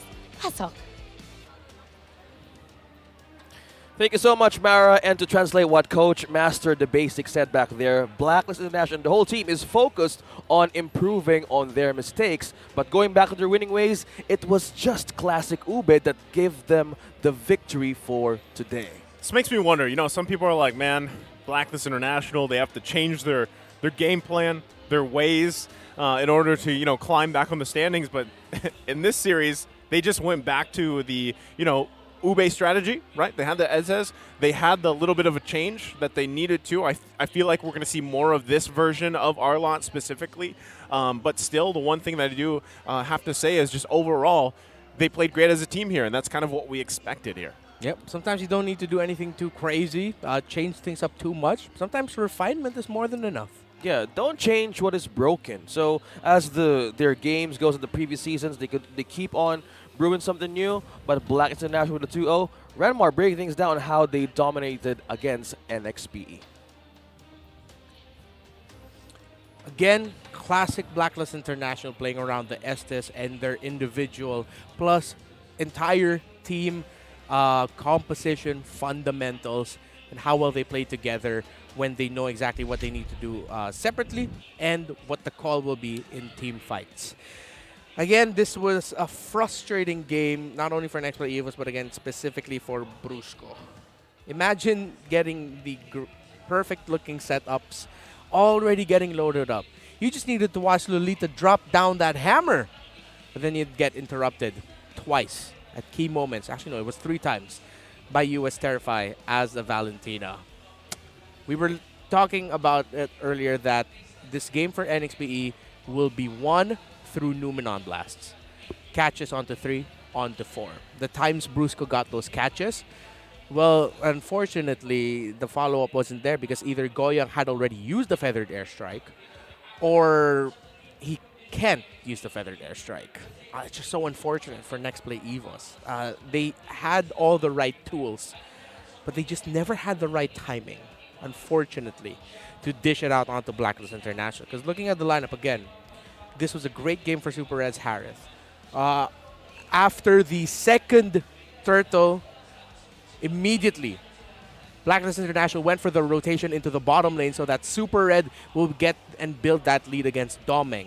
But we got to see how well Doming plays in the sense that even when with his lane gone, Nexplay EVOS have full trust in him to find resources elsewhere. And that's where it was coming from, through split pushes. Knowing that Blacklist International were already sticking together, once they saw that Edward was already just there, with the rest of Blacklist International, playing around this MVP performing Estes, Nexplay EVOS would go for the split push. Because, again, we've talked about it before.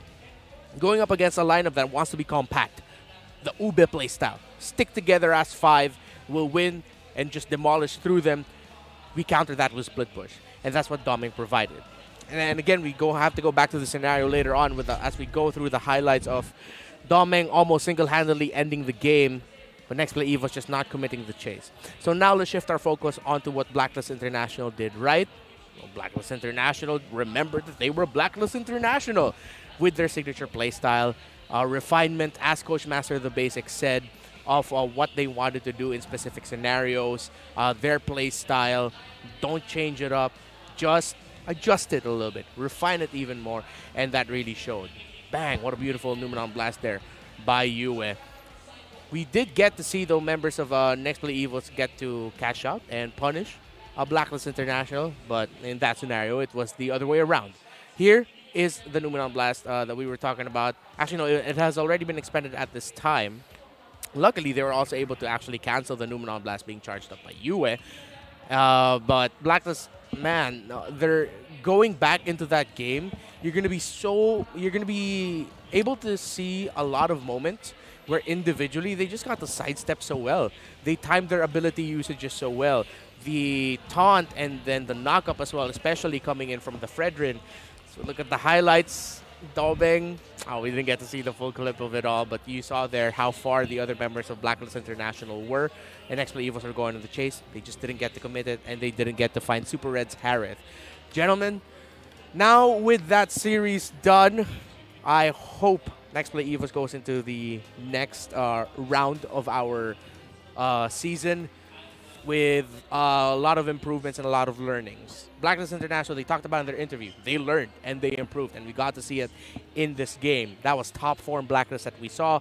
I wish all the best, and the same for Nexplay EVOS as well, because the flashes of brilliance, it isn't just there. Flashes of brilliance, it's there. Yeah. Brilliance is staring at us in the form of Nexplay EVOS. True. They just can't translate it into the results that they want to see.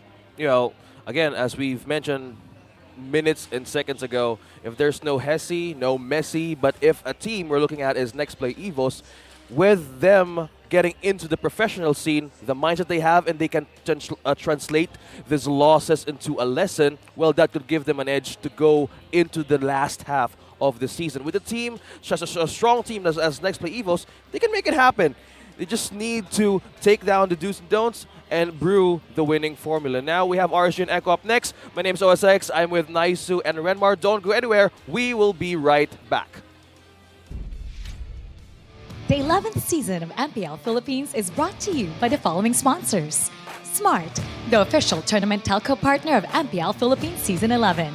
Our official sponsor, Infinix. Infinix Note, ultra-fast gameplay. Our partners in esports, Maya, it's everything, and a bank. And Secret Lab, the official gaming chair of MPL Philippines. Experience the MPL Philippines Season 11 action live at Shooting Gallery Studios. Tickets are now available via tickettome.net. Get yours now. If you missed the matches and want to quickly recap what happened, visit our official website for post-match reports at ph-mpl.com/news. Don't forget to catch all of our official league content on TikTok, Facebook, Instagram, and Twitter. To ensure the quality and fairness of our games, MPL Philippines is also monitored and supervised by the Games and Amusement Board.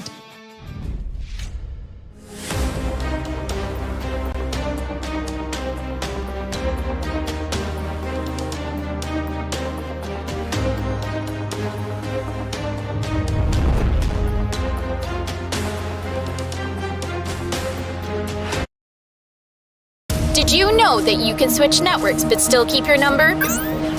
Now you can go with the Philippines' fastest and best mobile network. All it takes are 3 easy steps. First, secure your unique subscriber code from your current provider. Visit our website or any smart store near you. Lastly, activate your smart MNP SIM and you're ready to go. Unleash the power of the Philippines' best mobile network. Switch to the power of smart. When you're in moments that matter most, At last, we time. Live them fully with Smart Power All 99. for 99 pesos, get 8 gigabytes of all-access power. To play, To laugh. to love, Plus, unleash TikTok. and only text. Live in the moments that matter most. Today, with Smart Power All 99. Sa 8 gigabytes, ang dami mong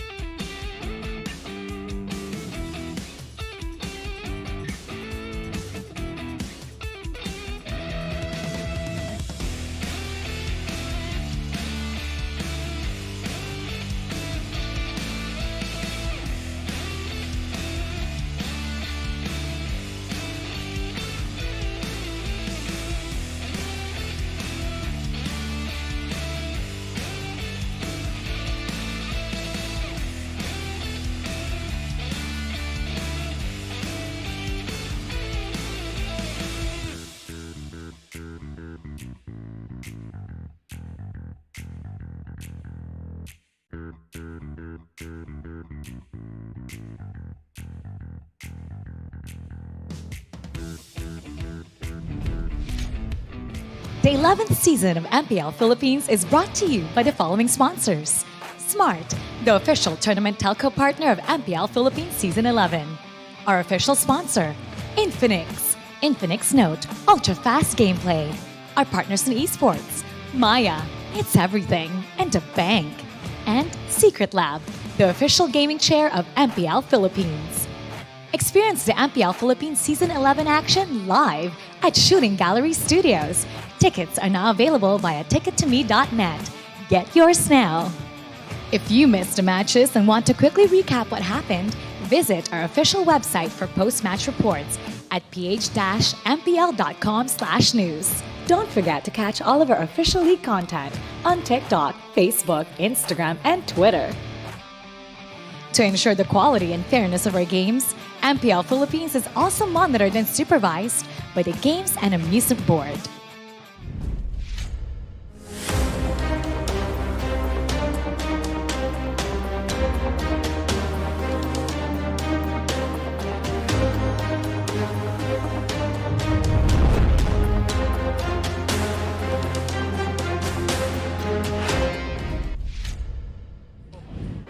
Welcome back to MPL Philippines Season 11! Kasama ko dito ngayon ang ating mga participants sa MPL Battle Trips. Katabi ko ngayon ang ating mga leaders at heroes sa ating community. Nandito si Jen and Carlo. So Jen, simulan natin kay Jen. Tell us about yourself. Well, I'm Jen. I'm the Facebook group moderators, general admin for Community Heroes. General Admin for Community Heroes. How about you, Carlos? I'm Carlo from Bulacan State University, the General Affairs Admin of MLBB Philippine Student Leaders. Okay, yung programa natin, paano kayo na-inspire ng MPL dun sa initiative ng esports nyo? Honestly, marami na kasi akong experience panonood ng mga ganitong on-site tournaments. And then, namangha ako kung gaano pinapatronize ng mga community members yung panonood ng mga ganitong esports, panonood ng mga ganitong esports scene. So, nakita ko na parang may opportunity pala sa ganitong field. Ba't mo pinili esports out of everything? Kasi masaya. Kasi masaya. Passion. Passion!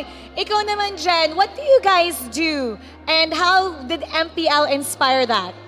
Okay, so for us, our role really is to bring players together in each area that they belong to. So we have 36 groups, and in these groups, we foster a community so that there's a sense of belongingness in the community and also a sense of unity, a sense of oneness, and yeah. Ito, kunyari napasok kayo sa MPL, ano ang dream role mo, Jen? Ako talaga, gusto ko maging support player. Support player? Yeah. Like who? I use Matilda and Estes as well. Gusto maging player. Ikaw naman, dream role sa MPL? Kung papalarin, gusto kong maging isang team manager because as a background, I am currently MLBB team manager ng aming esports organization sa school.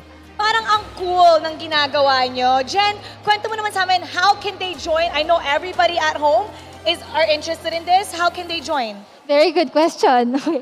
So if you want to join the Facebook groups, all you have to do is search for MLBB-PH and then type wherever area you belong to, and then I'm sure a list of groups will pop up, and then just join and then submit an application form, and our moderators will be there to readily assist you just to let you into the group and join our events. So ilang locations na ba tayo ngayon? We have 36 already. 36! Yeah. And all they have to do is go to the Facebook page and they can join. All right. You guys have fun? Have fun? Yan ang ating MPL Battle Trips. Ang initiative ng ating MLBB Heroes and Community Leaders. Dito sila nagkakaroon ng inside access, backstage pass to see how the biggest esports league works. So if you want to join, you heard Jen, all you have to do is join the Facebook page. And now, nandito na tayo ngayon sa huling serye, sa halfway point ng ating regular season. And we're gonna be seeing the defending MSC champion going up against the reigning world champion. It'll be the Raiders versus the Orcas. Makikita natin, Nats going up against Sanford. And interesting enough, ayon sa isang interview, sabi ni Nats, ang inspiration niya na gusto niya malagpasan ay si Sanford. So this is gonna be one interesting fight. Eto na mga ka-ML, This is RSG Slate Philippines versus ECHO. Umpisahan na natin. Casters, pasok. As the Raiders continues to sail the seven seas, there's one thing that I haven't encountered yet. That's the Purple Orca, who's now the world champs. Will they do everything to get a fresh catch, or will they lose the chance? Welcome to the last match of week number 4. My name is OSX. I'm with Naisu and Reptar to serve you the action of RSG Slate Philippines versus ECHO for the first time. And this is not just one thing, but Yawi and H2 will be meeting again. It's going to be spicy, to say the least. Not only because of that, what you mentioned there at the end, those two going head-to-head, but also because, yeah, these are technically two teams with different titles, right? Although there might be a little changes here for one, but still, it's going to be a battle, nonetheless. As we enjoy the battle, you can enjoy the power of Smart when you switch to Smart without changing your number via Mobile Number Portability, or MNP. Visit smart.ph/switch to Smart to know more. As we deal with the storylines of the day, we see another matchup. We've seen H2 go up against Renegade in a different... these guys are in a different level or a different role, but now former teammates meet again. Yeah, and in the battle of Renegade versus H2, it was H2 who got that because he was a Hayabusa jungler at that time, and he really dived Renegade a lot. But this time around, H2's going to have to watch out because Yawi, I'm pretty sure after all those years of playing together, he knows where he likes to position himself, so H2's going to need to watch out for Yawi. Well, speaking of watching out, this season is the most important for RSG Slate Philippines, and Nats can't afford to underperform. He's up against Sanford. What's on table here for RSG Philippines is this is the line of defending the MSC title champion. Yeah. We're looking at two teams, champions in their own right. Well, you know, if you remember the name, right, that RSG built for themselves was the Kingslayers. So this could be a true testament to that title because, yeah, the Sansan duo themselves have been miraculous up to this point. They're from their performance throughout the season of Season 10, then on the world stage where they are even now, they're still undefeated, man, right? So the big question is, does not just Navs, as we take a look at the player feature, but the whole squad as a whole for RSG Slate Philippines, could they be possibly the team that strikes that first loss towards ECHO? Yeah, interesting here. Looking at the top picked heroes, this seems more like a career overall type of deal. Of course, the Yuzhang Lapu-Lapu, very iconic for Sanford.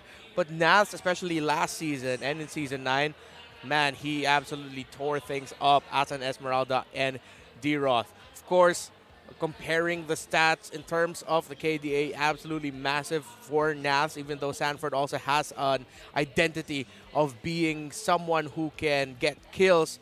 It's great to see that Nats actually acknowledged that Sanford is one of his inspirations. Yeah. We know Nats. He's soft-spoken, but he's a very straightforward dude. He is a hell of a competitor. And for him to give Sanford his flowers, it just shows how much respect Nats has for the explainer of ECHO. Yeah, that translates on how Nats wanted to show how he looks upon Sanford, who's now a world champion. And looking back on the stats here onto the player feature, we have similarities on the top pick heroes. Arlott, finally, the character development in the winner of his hero just keeps on going up by every match.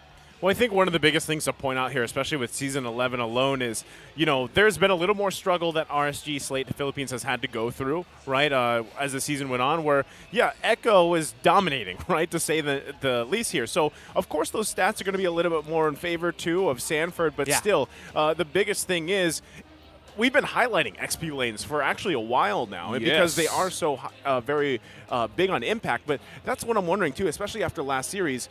We actually saw that he likes to play the Arlott, right? Yeah. So do we see this other version, or do we see another similar Arlott like we saw last series? Oh, I have a feeling Arlott might actually be banned here. Could be. Because if I'm not mistaken, we haven't seen it yet on the hands of Sanford, but it sounds like something that could work well for Sanford as well. Arlott, but definitely all the XP laner picks here are going to be contested by both players. Well, as we discuss more of the possibilities on what could come up in the draft, let's throw it over to Odin, what we have today for our courtside report. Thank you, casters. This is your very own Odin na nagbabalik mula sa courtside. You want showtime? We'll give you showtime. Nandito tayo ngayon sa RSG Slate Philippines at kasama natin ang nag-iisang Nats. Hi Nats, halika na. Nats. We call you Nats Entertainment kasi kahit 3, kahit 4, yung makatapat mo sa lane, kaya mo silang i-entertain, kaya mo silang palagan. Pero outside of the game, paano mo naman ma-entertain ang iyong supporters? Doon? Wait lang. Kaya yan, Nats. Ano lang, approachable lang sa fans, ganun. Maging Doon ka approachable. sila may entertain. Yun lang. Smile ka naman dyan. Ayan, nakita natin mag-smile ulit si Nats. At sa isang interview, nabanggit ni Emma na ang pinakagusto niyang nadala ni H2O, kotse. Ikaw, anong pinakagusto mo nadala ni H2O sa team niyo? Wala ata eh. Wala! Paano ba yun, H2? Joke lang meron. Anong gusto mo nadala ni H2? Ano? Tawag dito? Di ko pala alam. Di ko alam eh. Hindi siya sure kung anong gusto niya kay H2O, pero ang mahalaga, nagja-jive sila sa game, di ba? Yan naman. At doon nga sa interview mo, post-match, nasabi mo na parang ikaw yung challenger ngayon ni Sanford kasi gusto mo siyang makatapat. Ngayon na ito na yung chance na makakatapat mo si Sanford, anong pinaghandaan mo? Ano? Nag-practice lang ako sa scrim kanina. Tapos, practice lang ng hero ko. Yun lang. Good luck sa'yo, Sanford. Idol. Idol ka pala, Sanford. Good luck daw sa'yo eh. Oh. Any last message para sa supporters mo? O parang sabi nila may gusto ka daw i-shoutout eh. Shout sa mga Raiders dyan. Tapos, shout sa'yo, cousin. Yan. Thank you so much, Nats. We're happy to see you smile. Thank you so much, RSG Slate Philippines. Now, masasaksihan natin ngayon ang laban ng RSG Slate Philippines versus ECHO. Now showing. Back to you, casters. Thank you so much, Odin. We're happy as well. That was a treat. Yeah, we never see that smile, and we never see him like make some jokes on himself. But one thing I've seen some shades of this Chak Mamba way back seasons before on how shy he is. Now he's just also doing the same thing. I never expected that Nats could be that shy. Yeah, I don't know what it was, man. Okay, honestly, Nats looks so smitten. He was like, oh. Hi. Yeah. Why am I here though? But that was a great interview. It was so great. But now we have to translate what he was preparing up against ECHO. So he's up against Sanford. They do the regular scrims and everything. Yeah. So it's still the normal thing for RC that they wanted to do. Again, will they get a fresh catch or will they lose it? I love that in that interview, we literally hear Navs like poke fun more at his teammate than the other team. Like, Yeah. and I'm sure it's just lightheartedness because honestly, between the two, he is used to playing with Demon Kite, right? But obviously H2O has slotted in there. They've fit really well, and you can see again. We've actually talked about this on the desk quite a bit. They're very similar in playstyle, and I feel like especially with now. H2O has been able to sit in really well, shine very well, and it just kind of it's a part of that piece of the puzzle, right? That just slotted in there from Coach Panda. He made it he made it work and everything else, and it just looks like another RSG Slate Philippines with a different variation, a different name. But overall, again, I think there's going to be some surprises from RSG Slate Philippines as they get through the season. But this is a huge obstacle ahead of them. Yeah. And the challenger that he looks up to is none other than Sanford. So the XP lane matchups or even the duos really matter, especially for our games that we saw since Friday and up until now. It's the duo that this just keeps on brewing from every match. But now, I believe the teams are hot and ready. Let's call them RSG, Slate Philippines, and ECHO on stage.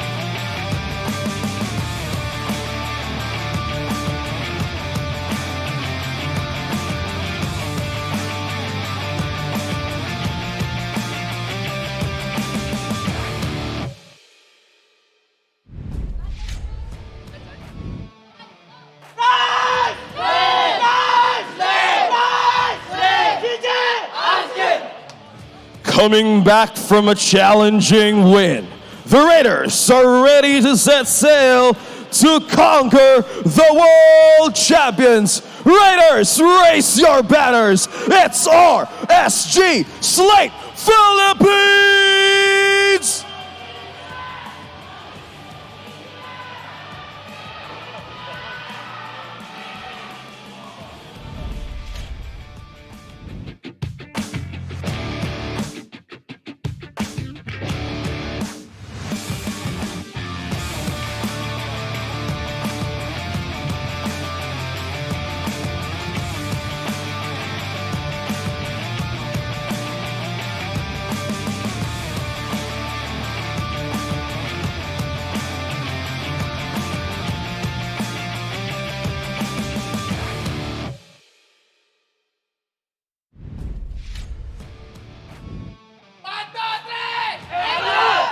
They continue to exhibit a spectacular performance in every match.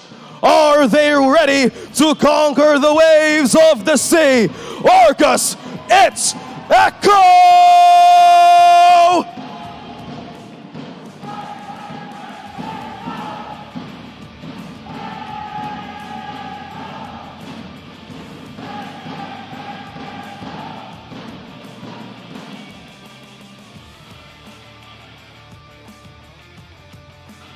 And their coaches, Coach Tic Tac and Coach Panda. It's RSG Slate Philippines versus Echo. Who's gonna rise and who's gonna fall?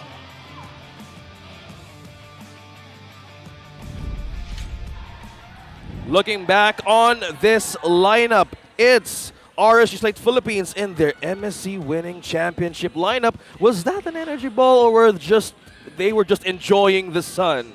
Well, nice when I got it. We linked up there. Yeah. They were praising the sun. Praising the sun. Okay. Praising the sun. You know, why not? Get in that, the vitamin D. Vitamin D there. But what they are going to have to watch out for is obviously a determined team such as the World Championship lineup. It's Echo.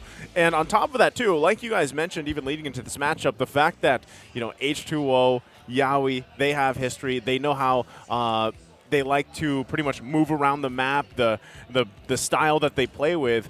But still, I do want to say, I just feel like RSG Slate Philippines, they've had a rather rough time this season, but they have shown signs of improvement every time that they've played. Yeah, yesterday it was a challenging win, and now feeling this, the M4 World Championship lineup is still up with 100% games played. Now it's just still Echo's loud and proud. Yeah, Echo's going to be fighting here a point of pride because they are duking it out with Bren Esports at the top of the standings. Echo would want to get a victory here to end the first half of the season on top of our standings. They haven't had the perfect sweep run that Bren has had in the past 6 games, but definitely Echo are showing why they're the reigning world champs and why they are currently one of the top teams in MPL Philippines. Looking at the team head-to-head, the Fredrin shared by both of these teams. I feel like we're going to be looking at the jungler picks and asking who's going to pick the assassins first. Who's going to go Haya, Ling, maybe even Lancelot. Oh, one flashy way to expect what's going to happen in this upcoming match. And by just looking at this player or team head-to-head, mostly we see some small differences, but one thing that's showing here is the total control ratio of Echo. Yeah, Echo and RSG, the objective rates for Echo, massive. 71% for turtle control rate. 62% for the Lord control. RSG, 51 and 55 respectively for those categories. So I feel like that's a good encapsulation of why Echo has been dominant. Just across the board. Objectives are great. Individual plays are great. Plays outside of the objectives, fantastic. Well, looks like all signs point green for all the teams who's going to go up against today. But now, let's call on Midnight for our keys to victory of this match.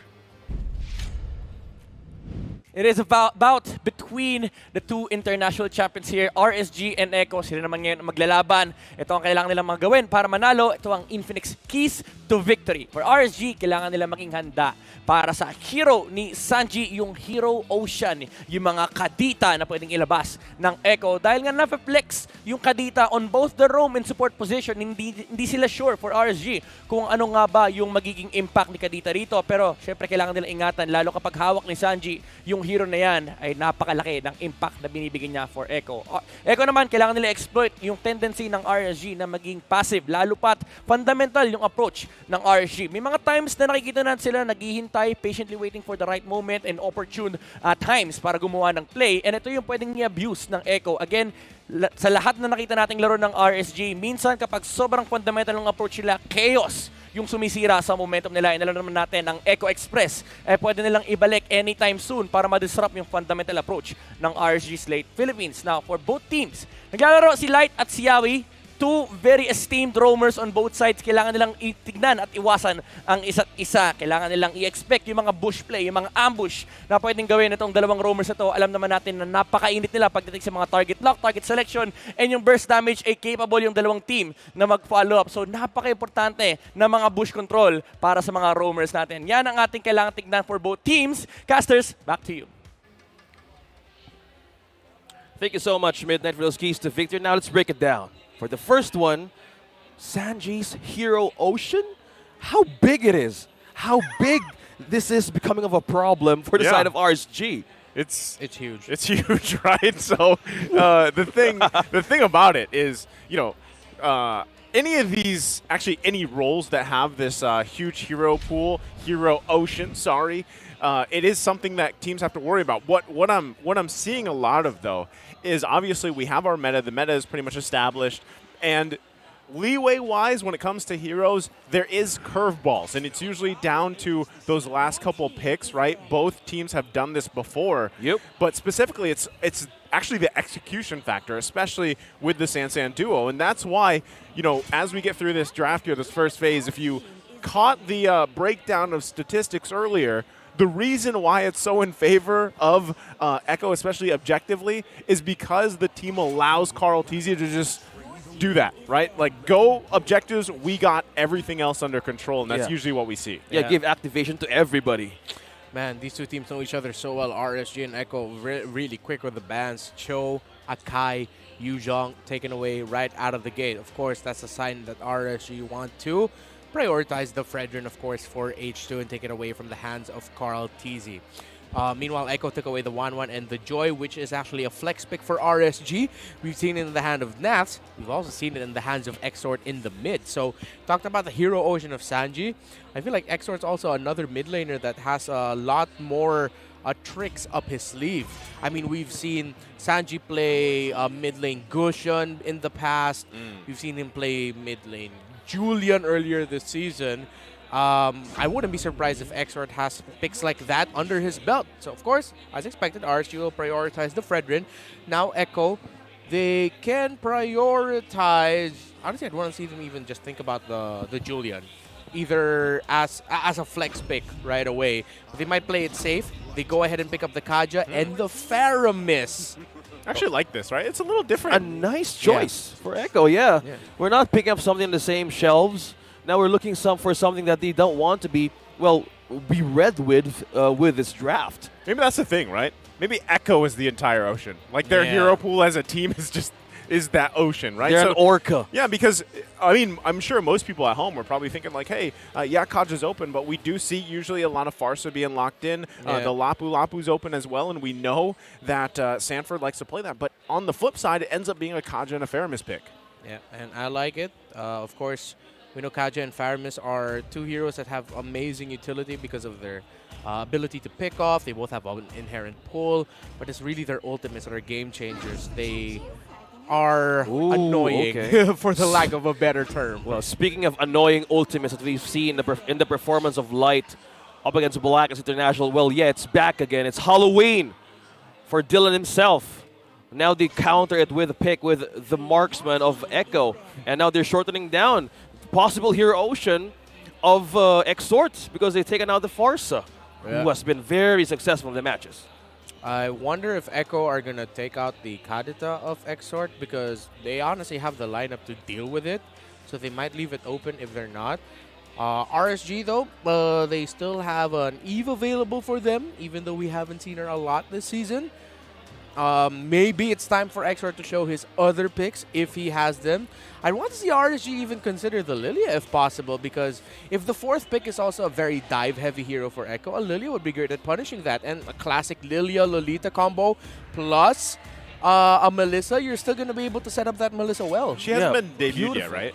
If I'm not mistaken, she was Is it once, picked maybe? once? Yeah, One I time? remember her getting picked once earlier this season. Yeah. Oh, yeah. Oh, I like that Arla band. Last one there from Echo. Yeah. You know, they don't want to let that slip in the hands of Naths here, especially in this Respect. matchup. So Yeah. there's the respect on it. Because, yeah, that hero is definitely rising, and I'm sure we're going to see more of him throughout the season. Yeah, Bro, he and feels becoming a broke. strong choice. Yeah, he feels broken. Just a little bit broken. With I'm telling unbending you, will earlier. Not only that, but imagine, you know, when we were speculating, could he fit in the jungle? Imagine there's like another team or version that's like, all right, we're going to roll with the Demon Slayer Arlot, and then it's like, this man has been on almost every emblem, you know? Yeah. And then you see him in the roam, you see him, I don't think you'd see him mid, but, you know, jokes aside, Well, the hero's rising. with this two teams, there's always a possibility for Who that knows? craziness, right? So they ban out on the EXP heroes that Sanford could be strong with. That's Zalapu, that's the glue. Now what's left in the table for Echo to choose here? There's the Benedetta. All the comfort picks that we know Sanford to use. He still has a Benedetta on him. No wonder they lock that quickly. So RSG, will you have the catch for the Benedetta? You already have your gold laner. Will they be able to pick an XP laner with catch? How are they going to match the rotational speed of one Benedetta? Maybe we might even see Nats consider something like a Terizla. Just to have a little bit more AoE catch there paired up, and that's what they'll have a lot of in spades. Yep. Of course, you see there H2's buff, his better half. Yep, present, live, and in the studio. That's right. That's the focus right there on H2. And as we talk about the possible ways of pairing a good way on the EXP lane for RSG, Paquito, Finally. for the second time with the 0% win rate, they're showing it now. There's the Eve. Okay, so Paquito Eve calling it back with a lot of XP laners off the board. It looks like some Season 9 pickings here. Of course, Paquito falling out of the meta. But honestly, we've seen Naths pull off some pretty crazy stuff as a Paquito XP lane. I wouldn't be surprised if he gets to pull it off again here today. Well, the contention right now is always, on the side of EXP lanes, Nats and Sanford. On the other hand, Sanford with the Benedetta, we've seen him perform in the crucial moments of the replays back in week 1 or 2, how he made that split. So there's a lot of members here of Echo that they need to worry about. Who's the playmaker? Who's the one who's dealing damage? Because at some point, they know Benecutis is going to split. But now something up is new. It's the Barretts for Echo. For Carl TZ? This is kind of like a throwback lineup for both teams a little bit, right? Yeah. So, interesting, though. And it's a nice, even though it's a throwback, I got to say, you know, I'm happy to see these drafts from both these teams here. Oh, yeah. If the most current drafts that we're used to seeing aren't available, you call it back to the most recent ones that work. Yep. And it's just a slight flashback. Well, you said throwback, so I'm going to use that. I don't know why I changed it. Throwback to season 10 vibes. Yeah. Pre-M4, or actually even a little bit of M4, but more pre-M4. Yeah. So we might see something new, but as our prediction goes, so watch out for the Smart Power prediction. At some point in the game, a poll will show up, and you only have until the timer runs out. So be sure to comment on the prediction with hashtag #PowerOfSmart. Remember to keep an eye on the poll, and you might win a redeemable code. Let's not go any further. It's Echo versus RSG Slate Philippines for the last game of the night.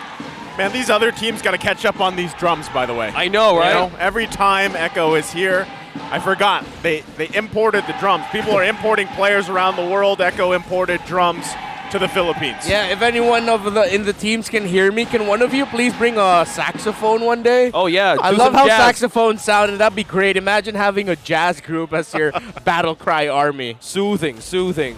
Now, okay, force out the flicker on one by Sanji.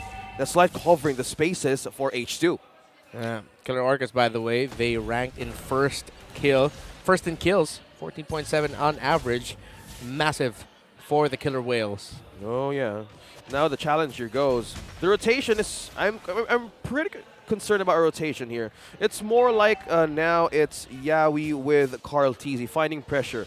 And the threat of Melissa still becoming persistent for every match. Yeah, the Melissa will be a problem here because RSG set up their lineup very well for that Melissa, and later on in the team fighting, you'll see Nats. If he's not going to peel, which I don't think he'll need to peel for the Melissa, he's just going to be annoying the heck out of the backline of Echo. So it's going to be up here for the timings of Sanji's Cult Altar. Yawi being able to get the pick off, obviously. But of course, Sanford being able to land a Petrify plus ultimate combo with the Electro Final Blow to force Exort out of the real world manipulation early, or maybe even get some damage on Eman. Oh, yeah. So pressure, peel, Sanford here. Oh, that's the head-to-head go. Sanford and Nats. Still being cautioned in the early game progress. First one is up. Yeah, so the battle is going to ensue for this. I would assume, even granted the stats for both teams, looks like it's going to go in the hands of Echo here. There is some showing of want to contest it, but it doesn't happen. But Yawi find the grab, plus they eat him up with a Daytona's welcome. Light's going to fall here. Sanford trying to get out. They're happy with the one kill they get against Light, plus the objective. They know where he could be coming from. Yeah. They've watched and they know. Yeah, and that's a good read there by Echo. Good preparation being shown there, respecting we called it the very weird positionings of Light. Yeah. The weird positionings that work so well because you never expect that you're just going to get set up out of nowhere. Look at that. Yawi already ahead of the board. He knows his rival's positioning patterns so well. Well, speaking of patterns here, the pressure keeps going with the marksman up top, and seems like RSG is trying to find an avenue not to be disturbed on how Carl Teasy and Sanji rotates. You have one thing, you have a sustaining life, plus there's a catch on the Barretts that can give them a -1 right away. So with this 3-man rotating force, cages up RSG to be in their camp. Yeah, already a Corrosion Scythe full built there by Eman. Meanwhile, across the board there, still on the way to the Demon Hunter Sword, first item for Benny Cutie's Claude. This is difficult because if you're noticing, if you're just watching the way they're moving around, right, RSG, it's really hard for them to actually move forward because of the threat, not only because of Yawi with the Divine Judgment, but even Sanji, right? So that's what we're seeing them have difficulty with. And I think it would be even just better if RSG Slate Philippines decides to delay a little bit, play that defense style, and allow Emon to come online here with this Melissa pick. Yeah, exactly. That is the right call. Echo's taking control of the center.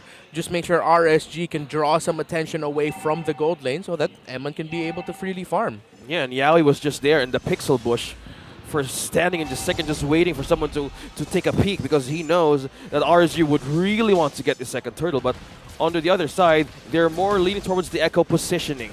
Well, they're going to have to battle for this, but they can't even get close again. The pressure is too much. Carl Teasy going to secure that. Light goes in, finds a huge Shura Blast. This is the moment for them. They're unleashing. They get the Cult Altar off. 2 fall. Exort grabs another. They're still fighting it out. Nats. Going to kill the 1-2 punch. They're going deep. And he gets Sanji. He finds them. 4 down. Echo is in trouble. Benny Cutie going to try with Nas. Nas with the 1-2! The double kill! Oh my Nas! Yeah, everything we talked about, what to expect from their players, from the lineups, how they're going to play this game. It happened in the first major big team fight of the game, or the second one of the game. My goodness! Across the board, all of them just doing what we expected them to do. My gosh. Kindly scratch things out slowly as we discuss possibilities, because in these two teams who are just battling it out, they're not afraid to take responsibility, even hesitations. Yeah. That's how they managed to dive all at once. But who really won that team fight? Oh, well, that is going to be even for me, honestly. Echo got the second turtle of the game, but they lost a lot. RSG was, as we'd like to call, able to make Bawick. Oh, yeah, that's what we call an English comeback, right? Slowly gaining back what's lost. Yeah. Well, on the other hand, this 3-man rotation They know, RSG knows on what could be the possibility if they keep on diving and reaching those lines. But look at that showdown, Sanford and Nats. Yeah. Keep it there. Keep it there, cameraman. Keep it there, please. Stay in there. Stay in there. All right, there we go. The duel. Ooh, I like the final blow. Sanford just going to clear it up. He doesn't want to go toe-to-toe with Nats here, especially him having 2 kills already with the 3 assists. And it's great. It's great to see Paquito again, right? Especially in the hands of a player like Nats. But again, even with this kind of hope for RSG Slate Philippines, they still should be able to contest this one, right? You don't want to give 3 turtles here in the hands of Echo. They will play around having that objective dominance. So you can see Light again looking for the angle that he found previously. Oh no, you need to be worried about the positioning on where the Numenon Blast would come from. Yep, Sanford does not have his Electro final blow. Oh no, he got it. Okay, H2O able to secure that one away. Now they're going to be fighting it out. Nav still looking for a target if he can find one here. The stuns are out. Electro Final Blow going to be committed. They get the fuck on the well. Light does it again. And now they're on the hunt here. Carl Teasy can't get away. And Nav's grabbing a kill as well. 2 fall for Echo again. Now Benny Cutie looking for Exort. If he can find him, he gets stunned. He goes back at the perfect moment with BMI. Oh, we have to call back to the interview that Coach Panda had after the victory of RSG Slate Philippines. He said, when we get back to the boot camp, these gentlemen are going to be getting some words from me because he was not happy with their overall performance. They got the win, but Coach Panda knew, fundamentals, guys, we can play so much better. And right now, RSG Slate Philippines, they are firing off from all cylinders, playing really well, knowing their individual and group assignments, the timings of Light and Exor together. Eman making the most out of using the second skill to make sure that once someone gets caught in the real world manipulation, in the Numenon Blast, that everyone's just gonna be linked up to her doll and the free damage coming in from the Melissa will hurt. But of course, these two have been fantastic. Nas and Sanford as they duel up top. Oh man, this continues on, and how we see this, RSG sees a possible way of getting a catch against Echo. They have eyes on the prize. They're still going. 2 against 1. Nat's going to be in trouble now. He bit the bait. He flickers out. It looks like Yaoi went down bottom side. There's another fight going on here. Light going to charge up again. Finding Carl Teasy. It's too slow. He eats a cup but dies anyway. Emon finding another kill. Oh no. The Raiders are all over the map. Everywhere, everything is going well for them. The deadly combination of Numenon Blast and real-world manipulation together. Echo keeps getting caught, and here's Nas again! Nas going wild! Going on the hunt again. Was 1 punch away. Oh, 1 punch Nats with this Paquito, and now Echo. How can they even secure a good position, a good set? Because there's the only one that can get a catch here is Yaoi, and they need a follow-up setup. Yaoi has to interrupt something, either the real-world manipulation of the Eve or the Numenon Blast of the Lilith, or maybe even cash out Eman. But it's the counterplay and just the ultimate combination of RSG that keeps getting Echo. And Echo is a scaling lineup. This lineup that RSG drafted here, they can scale super quickly, which they already have. Now Echo, they might actually be a little bit more patient, wait things out, because it come to late game, that's when they'll be able to fight things out when Benny Cutie has the damage that he needs. It's going to take a while. Okay, speaking of taking a while, it's almost 10 minutes of the game, and Echo know their mistakes. How can they be able to reset from this? Because they might call a different way, or they might risk something that Stu Conceal's used. Yeah, they're going to use Stu Conceal. Oh, Yaoi might be in a bad position now. He tries his best, but he's going to get shut down. Here comes Light again, charging up. They find and punish Yaoi. And now Echo's in trouble. Numbers disadvantage in their favor. This is a chance now. He's doing exactly what he has to do on the hunt for Sanford. He goes in. Does he have another punch? Sanford bobbing and weaving. And right now, they're still running for the hills. But they don't want to give up the lore just yet. Benny Cutie with a blazing duet. Carl Teasy quite low. He falls here, and Benny Cutie. It is RSG Slate Philippines again punishing the world champions. Oh no, I have seen something out there from Benny Cutie. He wanted to take some minion waves and get on the right moment, but it was not even close to get that damage in from H2. How much percentage of the surface of the Earth is made up of water? I need to look it up. Wait. It's a lot, right? Who are the kings of the sea right now? RSG Slate Philippines. Yep. So right now, Echo, despite them being the world champs, they are drowning in the ocean of RSG. And it's ironic because the draft that they have here feels like an ocean. Well, to answer your question, Renmar, it's 71%. 71% of the Earth is covered in water. I thought you were going to say it's ironic because they're orcas. And they're orcas as well. And they can swim. How are the orcas drowning? How deep can they go? It's the real world manipulation. It's all of the AoE they have. Look at the formation lineup of Echo. Their hero pool is built for close, compact formations. But the lineup of RSG is built to punish that. It's sort of like an Ube style that Echo drafted here, while RSG just overloaded on AoE control and burst. Oh, as we are looking for something here for Echo to bounce back, the player goal is in the side of Eman and Nats. No wonder they can make a good punch, but Benecute is still climbing up. What they need now is time, but one thing they need to be considerate of is how will they penetrate the border, the defense, with the total damage of Eman and Nats. How can you get through with this? And that's the biggest question here. It's so difficult. And at this point, Echo just needs to wait for all of the ultimates of RSG to be expended and then fight. Oh. But how? That is the question that Orcas that needs to be answered. RSG, they're pushing and squeezing out the Orcas to go out the base, but they're now being careful on every step. They're at the mercy of their 3 last turrets in their base. My goodness, as we let things settle for just a moment. Echo scrambling to get resources. RSG aggressive. Here's a conceal play, but it's just to send H2 back just so Carl Teasy can get his orange buff. Maybe 6 to 8 minutes before Echo actually has the damage that they need. And again, there's a tremendous amount of utility on the Faramis, but not a tremendous amount of damage. Okay, so they have defense. Okay, that's answered. Oh, did he?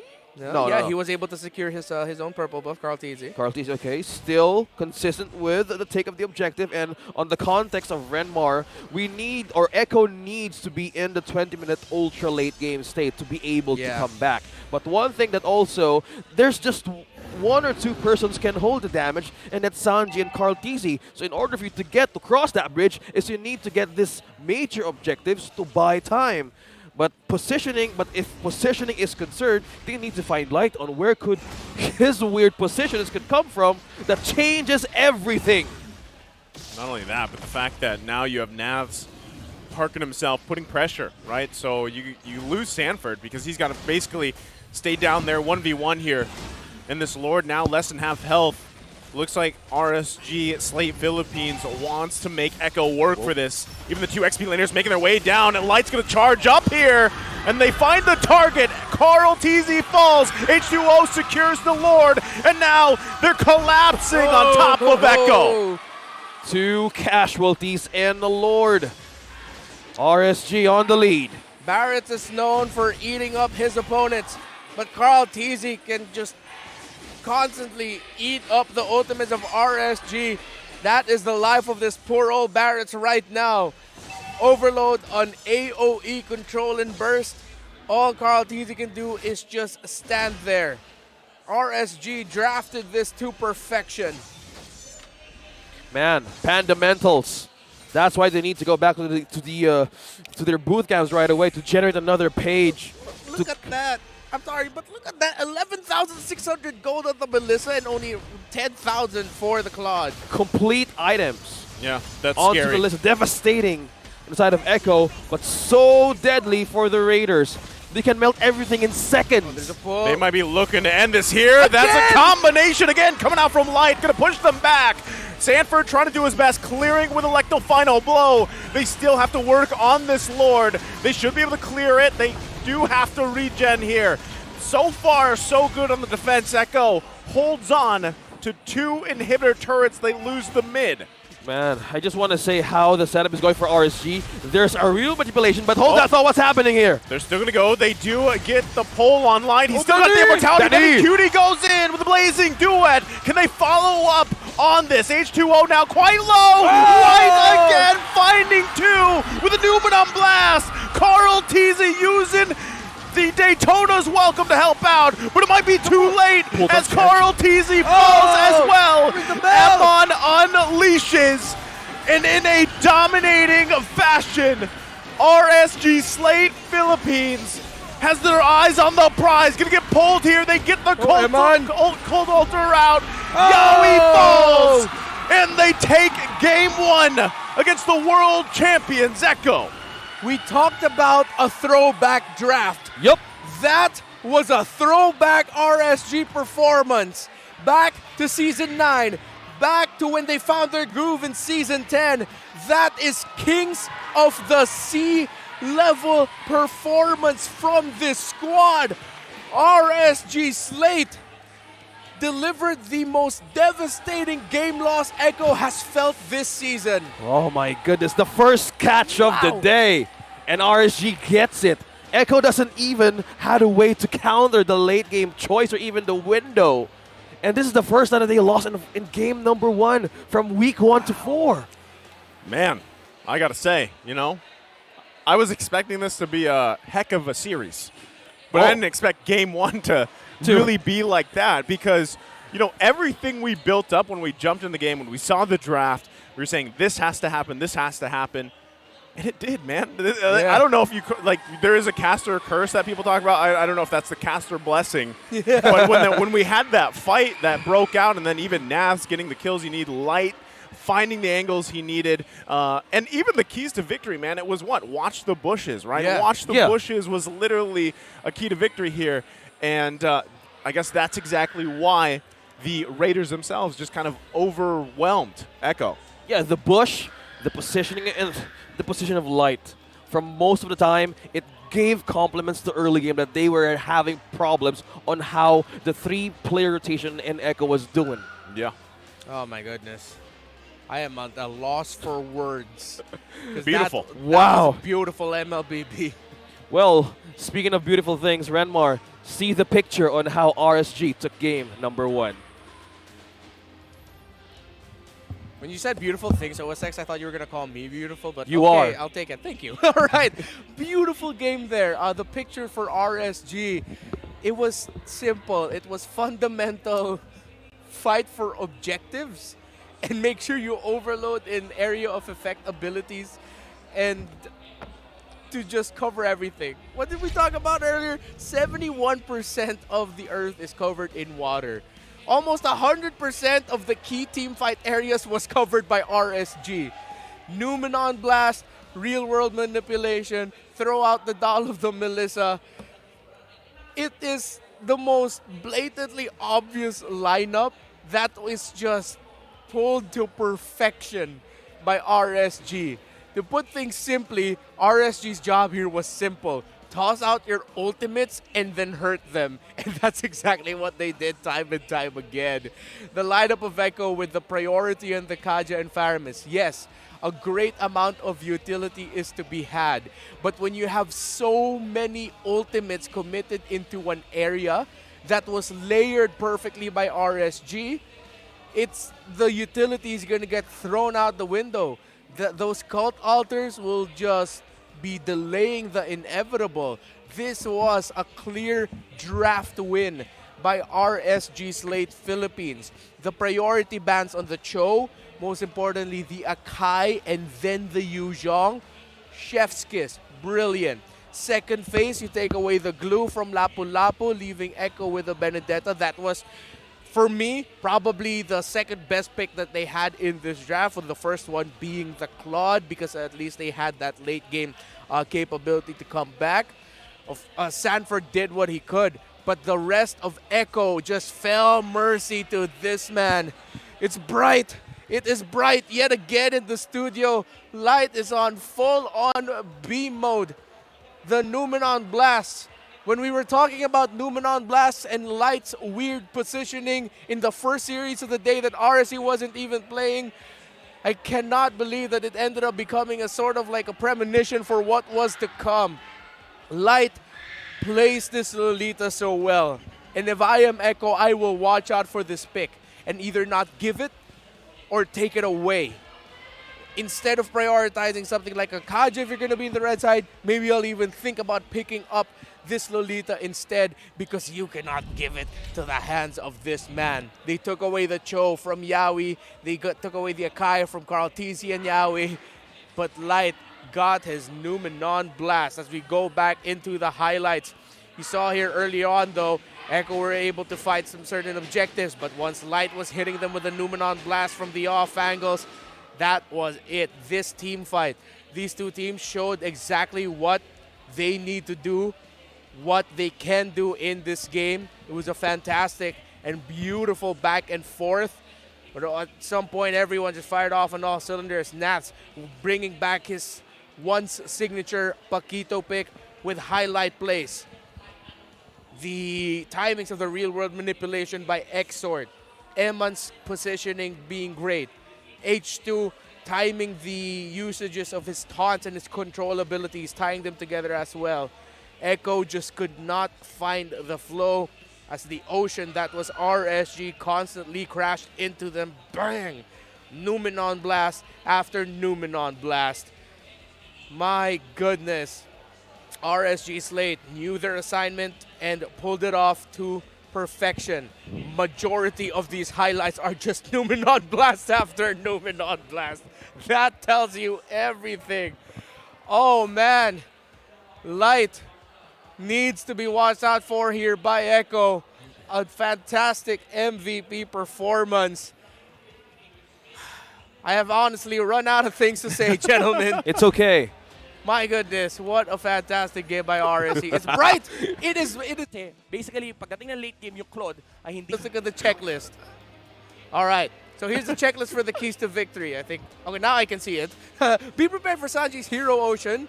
Haven't seen that yet. Exploit RSG's tendency to play passively. RSG did not play passively. They just played. And then watch out for roamers in the bush. That was the key to victory for both teams. That ended up becoming like the main focus of it all.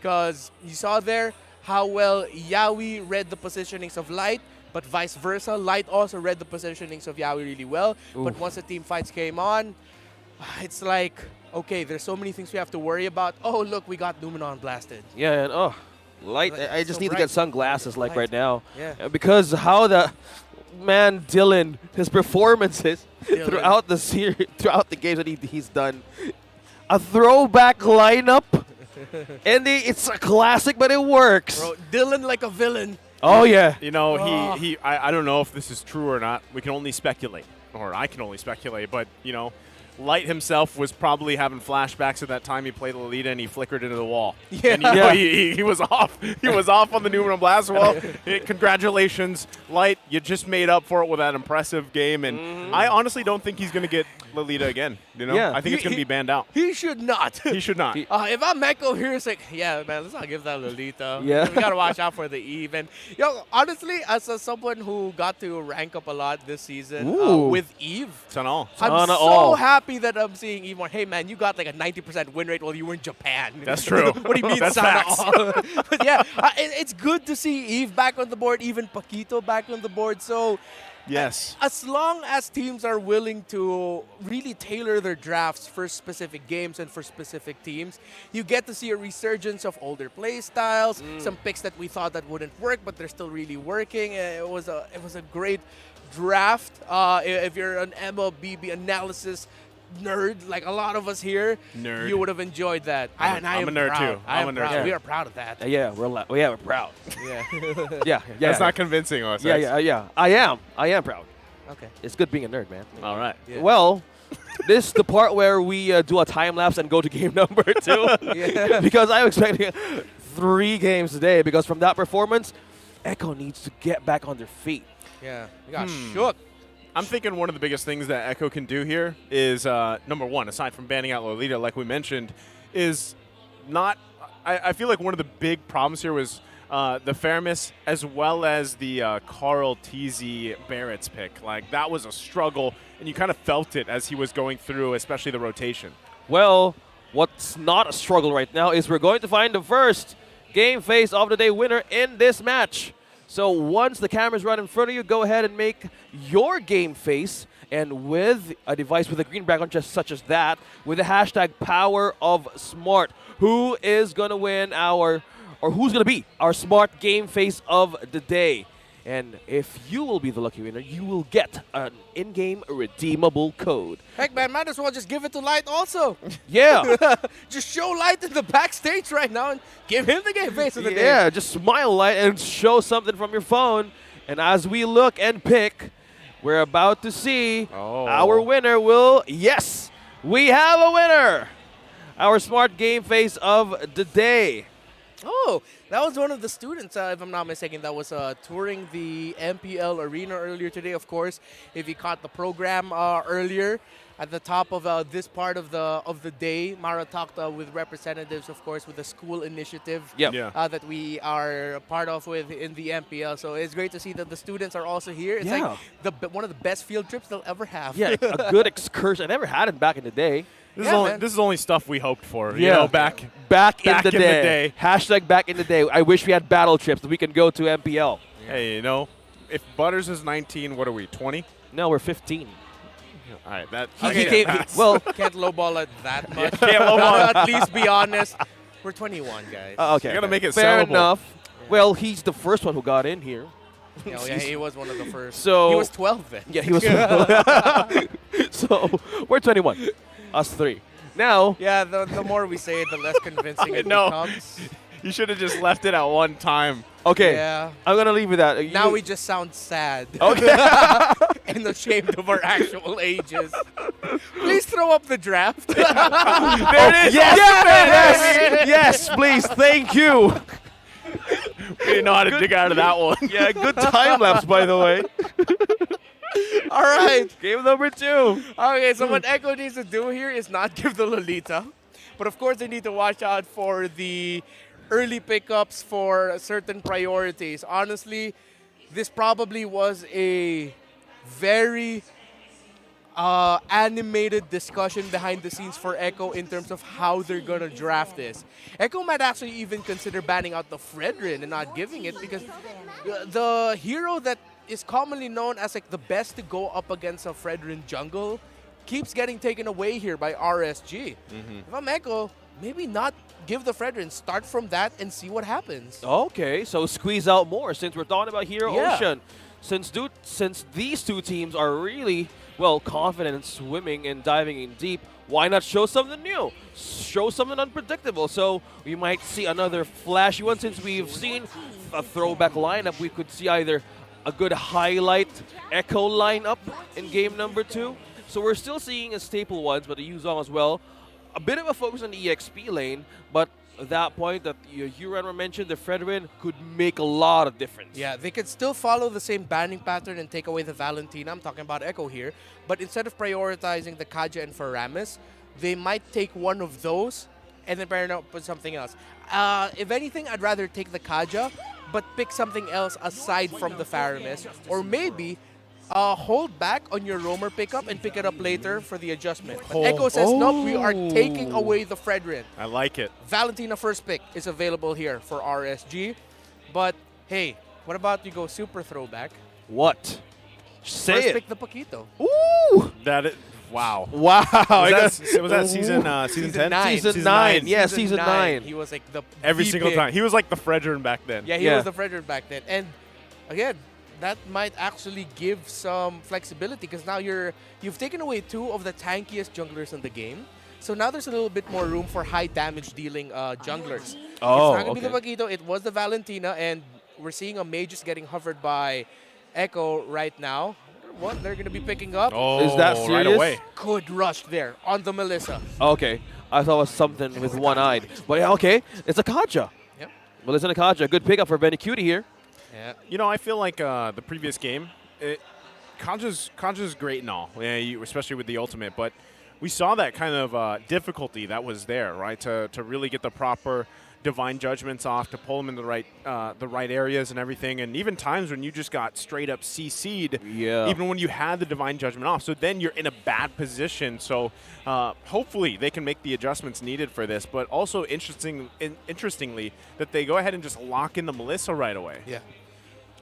I like the pickup. H2? Yes. Yes. Okay. That's a lot. You got what you wished for. No Fredrin. Let's go something quick and flashy. Oh my goodness. I'm so glad we got to call it because, yeah, with Fredrin and Akai gone, you can pick assassins. High damage dealing junglers. Come on. Yo, Carl, please pick up a Hayabusa. Please pick up a Ling. Come on. Amazing. We're just seeing different ways of approaching this draft. Okay, no jungler yet. Yeah, they needed to pick this. It's the usual pairing that you see with the Melissa. You know, I wonder if Echo might actually even consider flexing this Kaja pickup because... Oh, okay. You thinking jungle? I'm thinking Kaja jungle, then pick up a Diggy. Kaja jungle. Will that be... Well, can he hold up against a Lancelot? Yeah, that's the problem. It's going to be tough. Yeah. It's going to be slow. Yeah. It's going to be pretty slow. It's going to be pretty slow. It could be a curveball that they use. But, you know, I'm just happy because this first phase is generally different. Yeah, you still have Valentina there. You know, you got Farsa. But Kaja's usually banned out. The one thing that I'm wondering, too, is this Lancelot specifically, right? Is it, yes, it's going in the hands of H2O, but is he going to build what we've seen so far through the meta of this season where it's just, you know, tanks a lot? Or is he actually going to go assassin? Full-on assassin? You know, what if this ends up becoming like a mini storyline for Carl TZ? What? Like, he lost that game where against Omega where they had the tanks a lot, right? Yeah. What if this tanks a lot snaps the Echo win streak, and then later on in the season, Carl TZ snaps and just goes, fine, I'm gonna play it too. And then he realizes, wait, this works? And when he does it, are you happy now? Yeah. Okay. You get my Lance, but just a little bit different. Literally, Lance built diff. There's that Lolita ban, by the way. Yeah. Oh, okay. It's out of here. It's out. They need to take it down. There's no tank decision that has been done by RSG, right? Yeah. So now you're just seeing one way possibly making through this game. The Lolita's been a problem, so they're squeezing out more heroes of Dylan. Light. Franco is still open. They ban out. Okay. Will they ban out another tank, or will they ban out another different one? Might bang out the Franco. Oh, okay. Still the Arlet. Still the Arlet. I was actually thinking, you know, we could even see them ban out a Kufra pick because we might actually see that as well. Yeah. In the hands of Light here. So, And Yaoi. Yeah. Exactly, right? But funnily enough, they do go ahead and ban out the Arlot still. Okay. Still respect on the EXP lane. And while we're looking for the avenues of RSG, could they ban out another hero for Carl TZ, or will they go for Sanford's possible comfort picks? Lapu, maybe? I'd be okay going up against a Lapu, though, if I'm RSG, because Echo would need some catch. Okay. Oh, it's like Red Mars saw it There coming. it is. Yeah. Okay. What a beautiful read. What a beautiful read by RSG to ban out that Atlas. But that opens up. Okay, Atlas. It was Yaoi. Yeah, they banned out the Diggy. You saw the Atlas pop up on screen. Yeah. So you're like, yeah, Atlas. They banned out the Diggy. They picked up the Atlas. Yeah, and that might have been a bait play, though, by Echo, acknowledging the potential of that. So, throwback. Kufra, what's the name? The guy with the hooks? Franco versus Atlas. The guy with a la MSC 2022. Well, you're not wrong, Ranmar. We have it could be an upcoming skin. Mind you, he's not a guy. He's a Viking. He's a Viking. Vikings are dudes. No. And also, they're Vikings. I don't know a lot about history. They so raid. I'll go with that. All right, they're Vikings. They're Vikings. I think he has the cap, right, with the horns. Yes. Okay. Go. Is it Franco for Light? Come we on. have 2 seconds Let's to throw go it for back. RSG. Let's throw it back. Is it going to be a throwback for RSG? Yeah! There you go! It's the guy. It's the guy with the hooks. Oh, yeah. Vikings are guys and girls. Call it back. Oh, and it's Amasha. What? I love this game. Welcome to the Hero Ocean. Dive, everybody, dive. Everybody's getting tired of seeing the same things. Well, here you go. Watch this game, too. What a treat. I love being here on Sundays. Amazing. The read, the draft. when we have a Masha from Echo. Now they let out one card hidden from week 1 to 4. And how is RSG with this lineup? All right, I'm going to have to tone the heck down out of my excitement. RSG has 2 suppress abilities. They have the Divine Judgment because, of course, they have a Valentina. They can just steal away the ultimate of the Kaja. And they also have the Bloody Hunt of the Franco. Add to that, they also have, what's the thing we talk about with Franco, one of his problems? He doesn't have a big group setup. Yeah. RSG also has that. Again, the strength of the Valentina first pick blue side is that you can cover so many bases if you can draft around it quickly. The biggest problem right now here for Echo is their catch is not really like a big CC catch. Yes, I know they have the Atlas, but I'm talking about the single target catch that they can have. They have the Kaja, but this is going to be a lot of work for Sanford on the Masha to be able to burst down the right targets. They need to activate good switches if you're Echo. And it's game number 2. How will the Orcas bounce back? First catch, that was Yawi. Okay, and he's using the Franco. We know how Light with his hooks can get really good. We've seen his performance back in the season. Now he's up against also Yawi, who's a user also with the Franco. Yeah, I'm actually surprised too. You know, we're going back to the keys to victory here. Sanji should be fine. Wait, that is a purple buff steal. That is no first purple buff. Man with the hooks. They get the first blood here in the hands of Exor. Off to a good start again, RSG. And as you were saying, yeah, did they take the purple buff? Yeah, stolen away from H2. So the first rotation here for RSG might be quite difficult. H2 is going to need to really make the most out of all the abilities that he has and be careful with it. Well, speaking of being careful, remember we're talking about this. Kaja versus Lancelot. What's the power spike here? We know how Lancelot can be that aggressive with a skill set. Yeah, well, it's good now that Echo can delay that a little bit because they stole the first buff of that Lancelot. I'm just waiting to see the builds here for H2. Looks like he is going to be building it Tanks-a-lot-wise.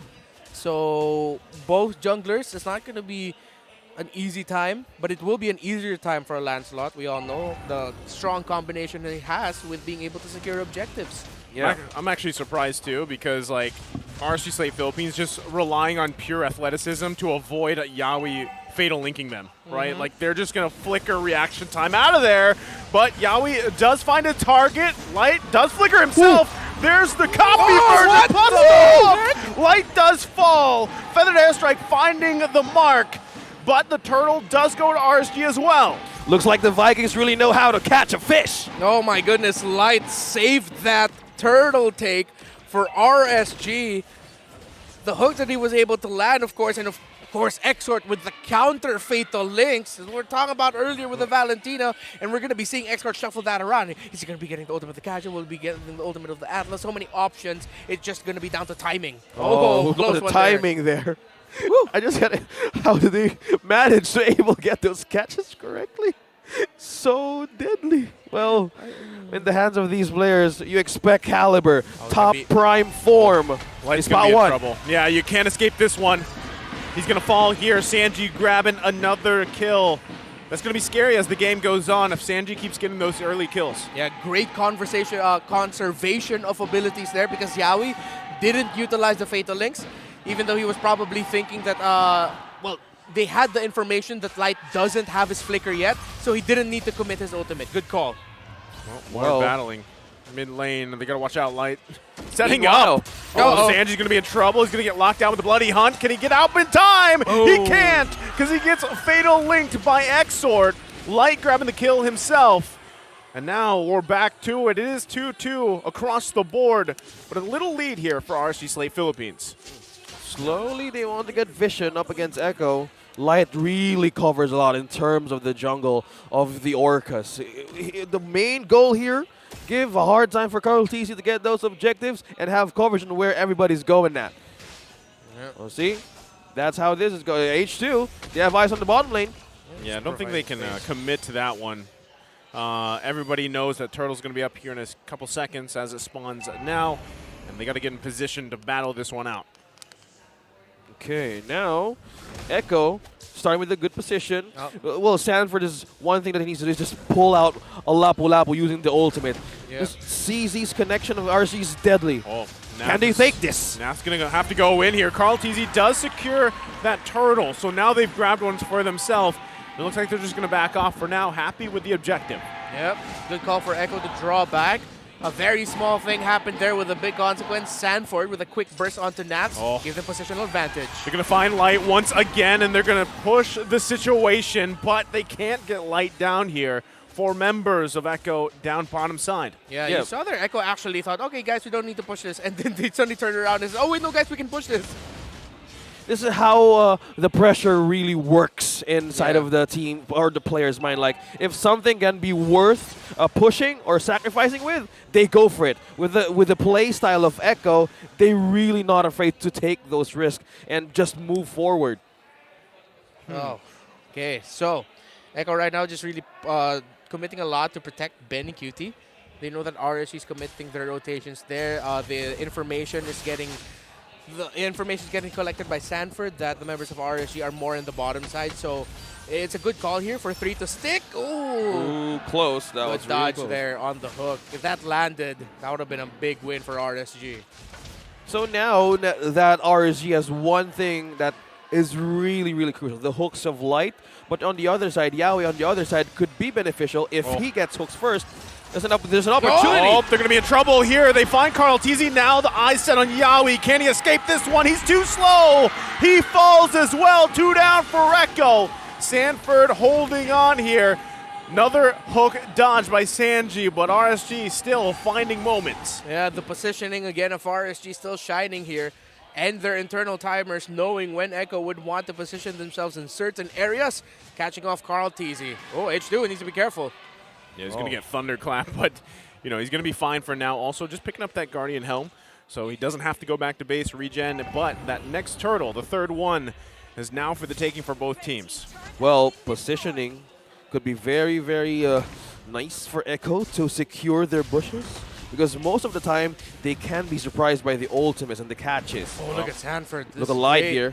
Everybody in position here. Also, Benny Cutie not a part of this fight here. It's going to come down to this turtle fight. A flicker comes in from Light. He gets the lockdown on Yawi. Yawi does fall. Sanji now on the run. It's H2O that secures the turtle. And a Fatal Links finding 2.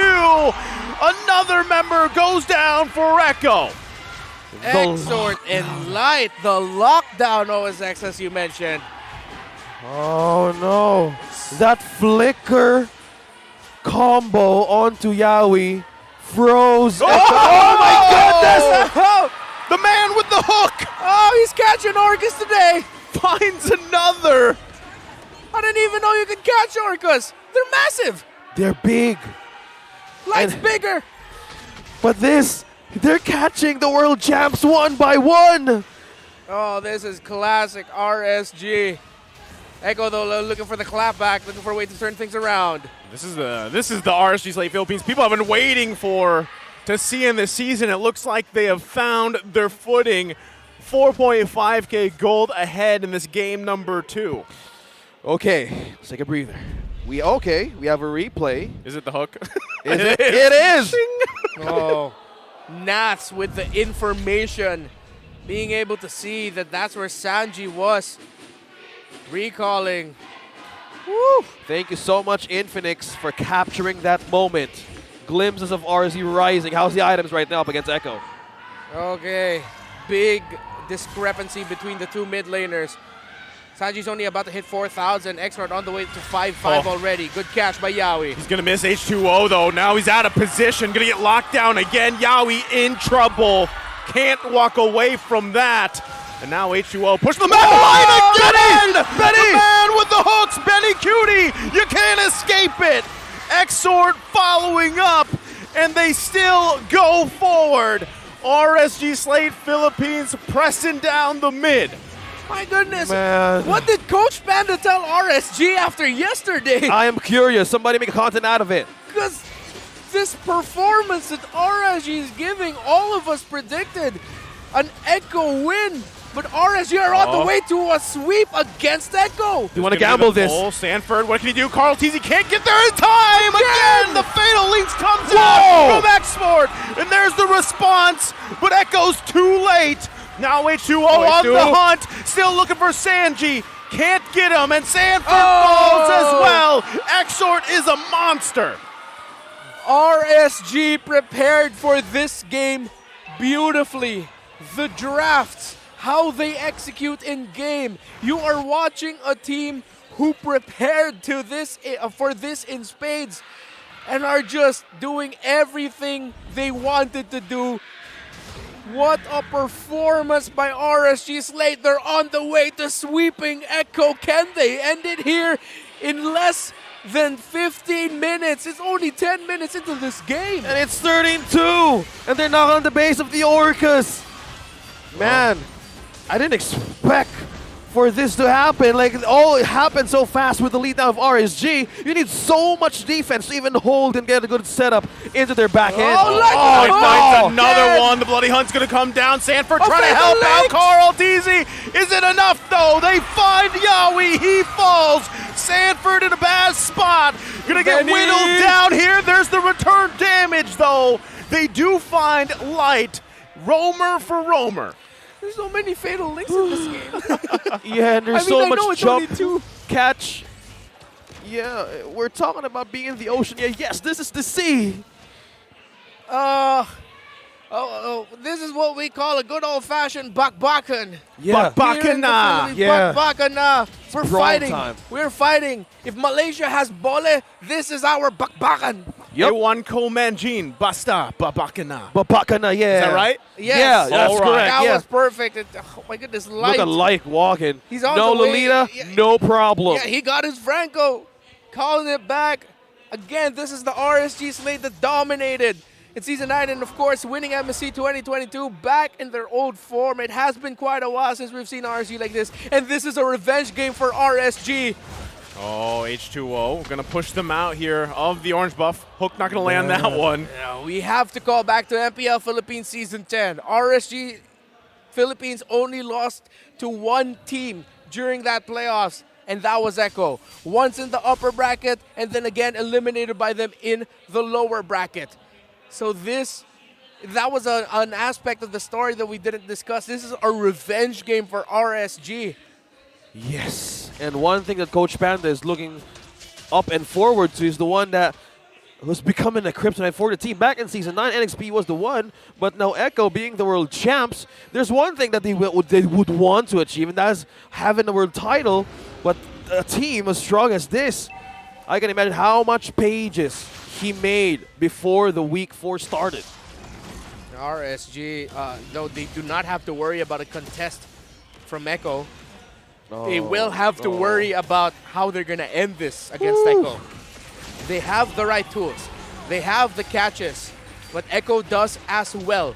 And a golden staff was just built by Benicuri. That's how delayed right now Benicuri is. A 2-level gap, and the golden staff only getting picked up now. RSG have to clearly clear the minion waves because of how fast that Lord spawned the moment they took it down. So now it's a defense.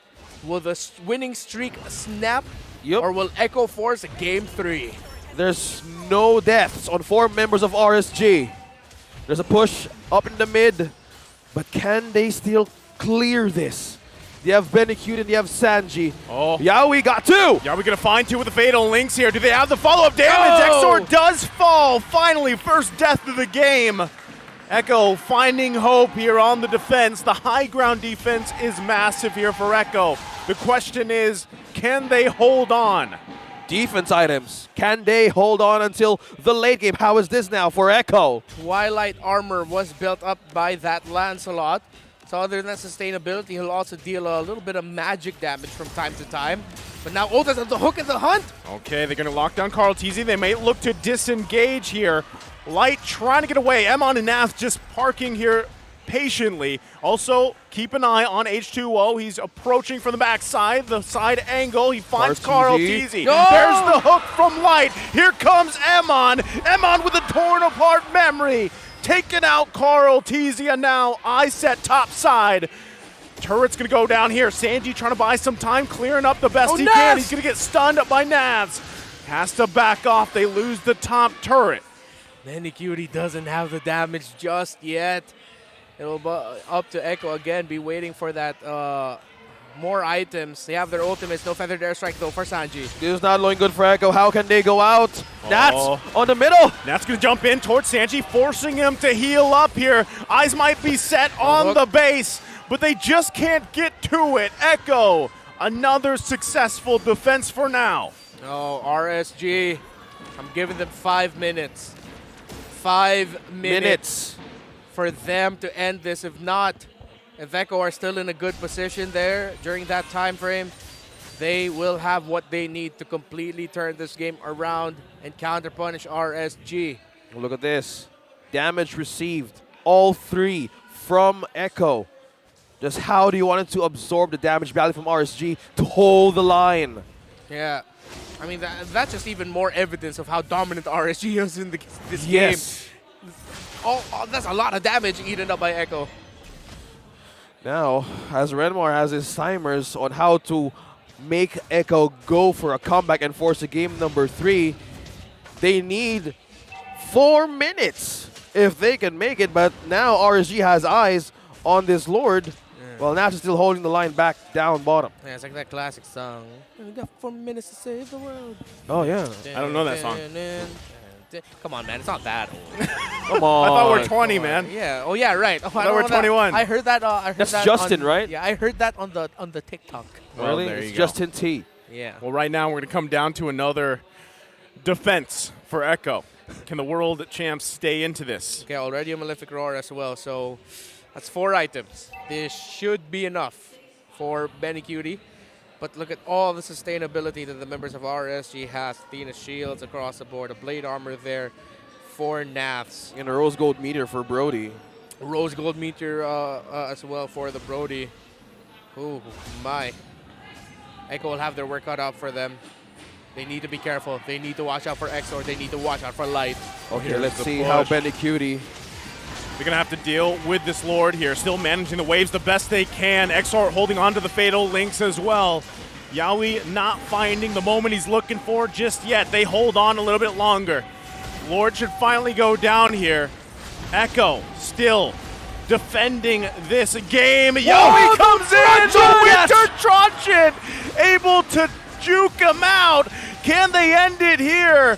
Exor goes in, finds his Fatal Links, and now Cutie unleashing. Sanford goes in. I said on Emon. Immortality going to be popped. It's Echo punishing RSG. They find Light. Emon survives. It's a 1-for-1, but Echo defends again. The base still lives. A trade of 1-to-1. Oh, Echo holding on for dear life. Exort, what a play though. Winter Truncheon, fast hands. Then at the same time getting a Fatal Links, but Echo are adjusting really well now. They are watching out for Exort. Instead of that being a bit massive 4-man, 5-man catch, that was only 2, and that was Carl Teasy and Sanford, the main damage dealers. The Farsa and the Melissa were able to watch out and survive. Emon, though, almost getting taken out by Sanford. Oh. So close. If Sanford was able to take down Emon, then Echo might have continued to push out the map. You see how disciplined Echo is. The waves, they can still clear it. And in every defense that RSG continues to invade the base, they really are holding on. And the damage right now, we still have steel leg plates for Benny. Will this be enough for RSG? They might be looking to eventually build that into something else. More armor for Benny, unless they really trust that they can be okay with going full damage. Because what we've been seeing, it's in a lot of the sequences where RSG is leading up into a push, as there is a House Class now for Cutie. It's either Nath or H2 who goes for the initial entry to bring Cutie down a bit, and then it forces Cutie to heal up and then rejoin the fight, and that's the window of timing that RSG decides to go for a dive. So having more sustainability for himself, and now, of course, the lifesteal is great for Cutie, meaning that he probably wouldn't need to go back so much, and he can actually single-handedly just regen through raw damage. Well, Let's see how the Orcas would manage to keep RSG under the water once Yaoi takes that dive, because we're seeing two members could really pull out a good set. Having on ultimates, RSG's wary on what could Yaoi do. So this is one lord that they would need to get. But RSG still looking for a way to end this. But Renmar, you have your 4 minutes now. It's almost 20 minutes. Is this time for Echo, regardless on how the gold lead is for the Raiders? It's time. It's definitely time. But how are they going to do it? Half health. So difficult right now. Sanford taking quite a bit of damage. Yaoi going to get spotted out here. Lord will reset for now. Part of the way. H2O still working on it. Got two members of Echo still defending the base. We're back to the Lord dance. Man, it'll be crazy if like somehow, just somehow, RSG ends up winning this with a split push. They might be doing it. Yes. Look at the two guys up top. They know the assignment here. We have Amon and Light up top. 1/3 health on the Lord. They know. They know. They are going to park Sanji up there. He's got to be able to defend for himself. Who's going to get it? Lord, just a sliver of health left. Benny Cutie on the backside as well. Yaoi right there, right in the moment, too, where the two are awaiting. Amon and Light still being spotted out. Basically, at this point, Lord resets again. We're at a stalemate 20 minutes in. They found them. No split push available. Amon, Malefic Roar built up. High stakes game. The risk right now of Echo and RSG, they feel in the comeback of the Orcas. Can they hold it? Can they prevent it? The coverage right now, Echo needs to cover a lot of ways to not being split up the map. They're diving Sanford. Yeah, the Sanford. He should be able to just get away from this. They're making the Lord See if they actually commit here on the They're Lord. making the Lord dance. Make his way. Couldn't find the members he was looking for. Sanford jumped in. Emon's going to get zoned out. And there you go. H2O able to grab it. But Benny Cutie unleashes. Light Immortality. He's going to fall here. Benny Cutie finding another. And they are collapsed on. 2 down from RSG. But they secured the Lord. Can they hold on here? Because Echo is running it down mid. They can continue this, but at the bottom lane, this might end up becoming a race. Emma needs to go back. The minion waves isn't there. Here comes the Lord. Oh, RSG. Oh, Echo need to make a run for the hills. They need to go back home. Sanford felt it. Sanford felt it back in the base. Yeah. Oh, this is so high stakes. Benny Cutie receiving damage. Nav's going for Benny Cutie. H2O able to grab the kill. Benny Cutie is down. Can they survive? Emon's still there, looking to cut off Yaoi.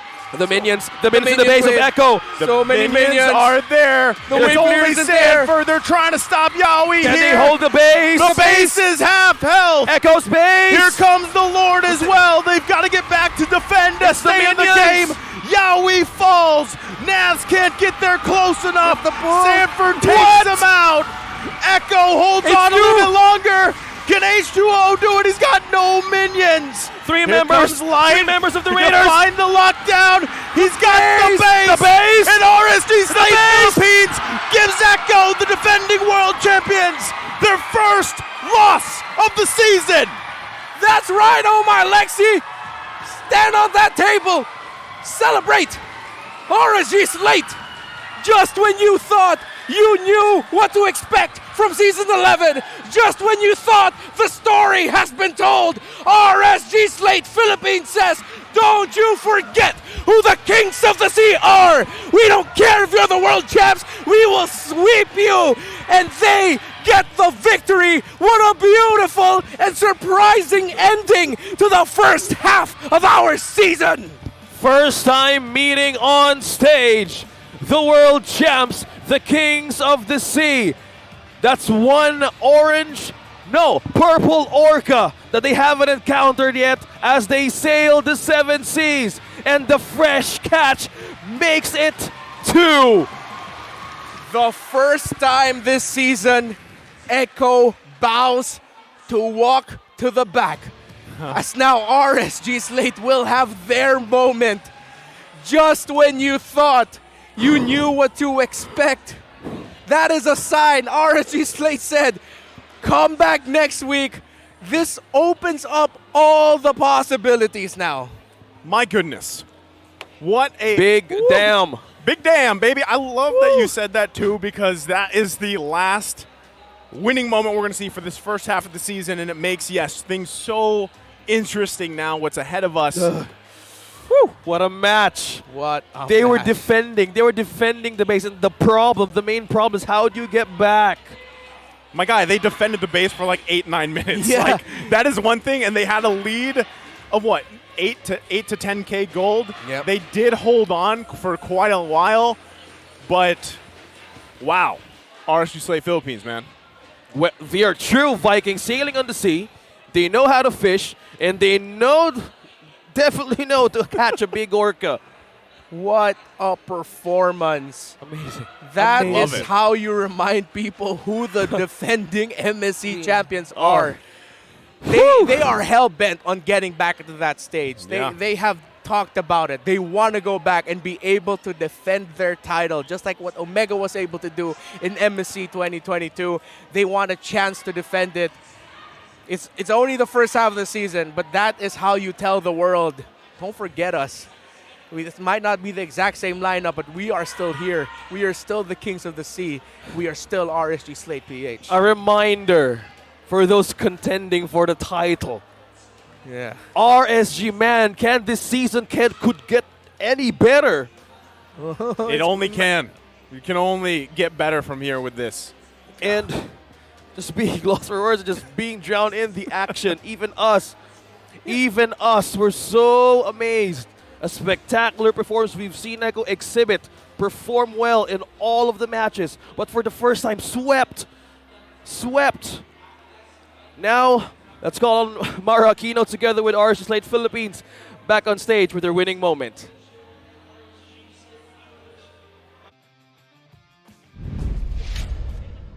My gosh, how amazing was that match? Congratulations, RSG Slate Philippines!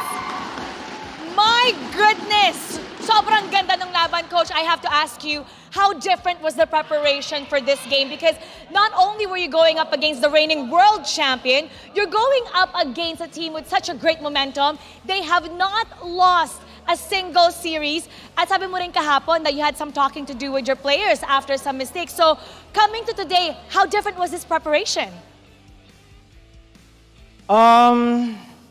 Actually, I was very nervous fighting against the World Championship Echo because I have a very big respect for that team. I keep telling my team that Echo is a team that we want to meet para we can also get in the champion caliber for the playoffs. For preparation, siguro maraming scoring talaga kagabi. Mga 3 hours. Tapos review. Tapos before we started today, paulit-ulit yung sinabi ko mga key points of Echo. And then I'm happy that they really play with discipline and good communication and tapos tiwala. So, good job boys Coach, whatever you did, it worked amazing. At nakita niyo ba yung winning moment nila? May kailangan akong tawagin dito yung cheerleader / team manager. Lexi, nasan ka? Kailangan natin kausapin si Lexi. Oh my gosh! Alam mo, kahit nung nag-champion kayo sa MSC pa lang, ikaw talaga todo cheer. Nakita ko yung reaction mo. Nandun ka sa table.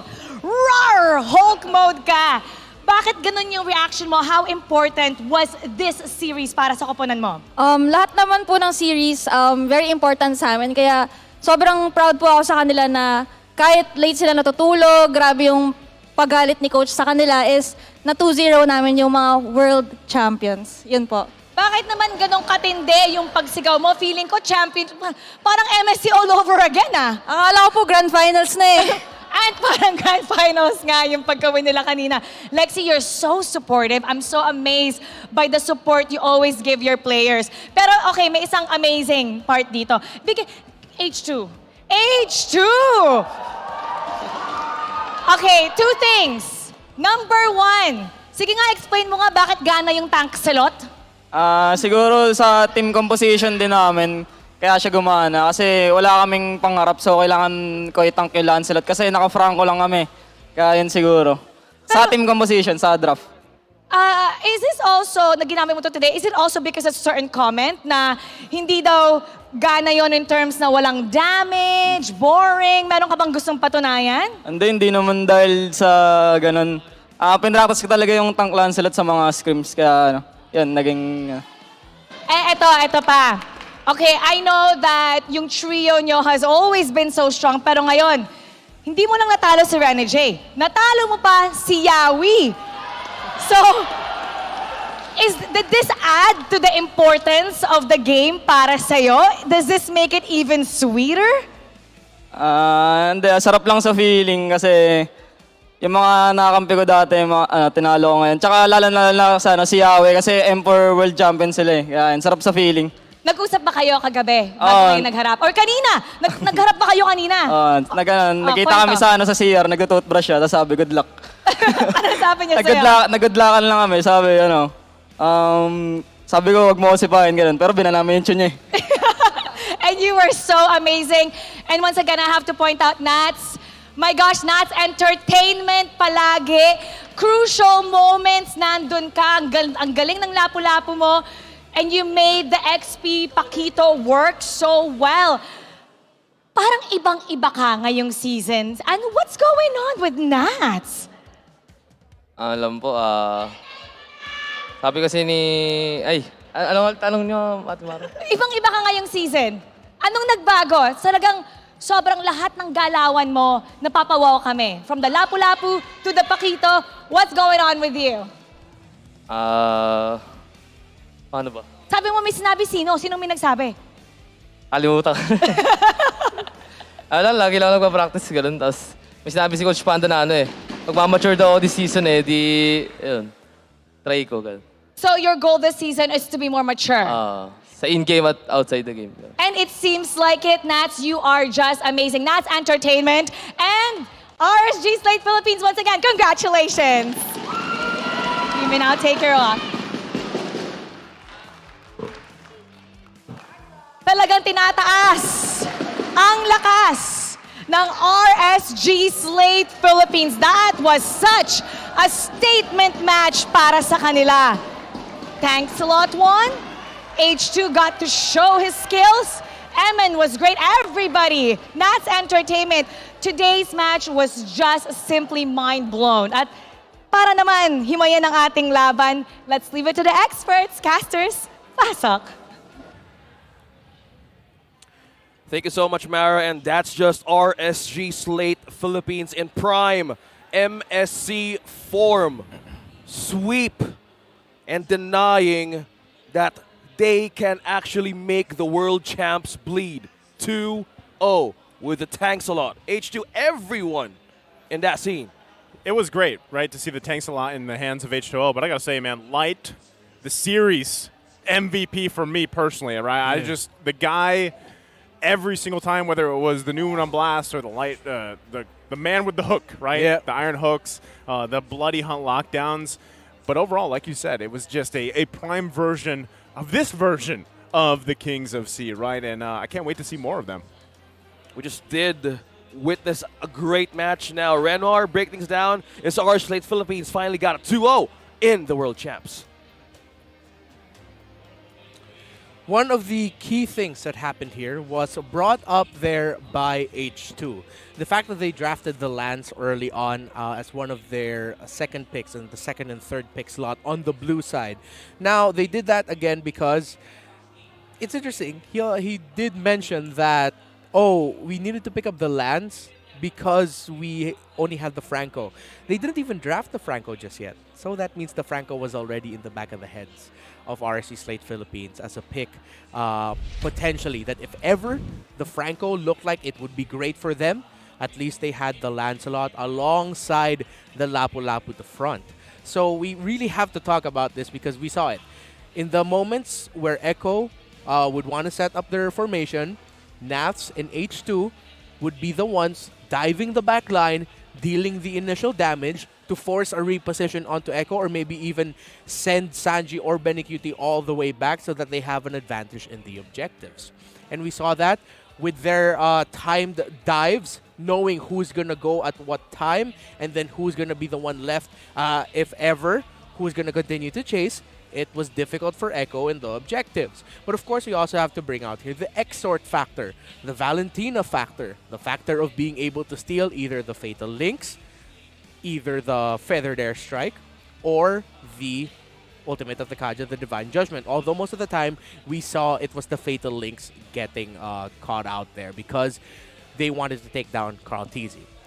If ever Yowie's going to be the one to fight, that's almost always going to be a sure catch. Either Sanford and Yowie or Carl Teasy and Yowie. And then once those frontliners are down, Benny Cutie and Sanji have to go back. Lineups such as what Echo drafted here is very dependent on their front line. Yes, it's a tanky Kaja, but you're only going for the Kaja utility.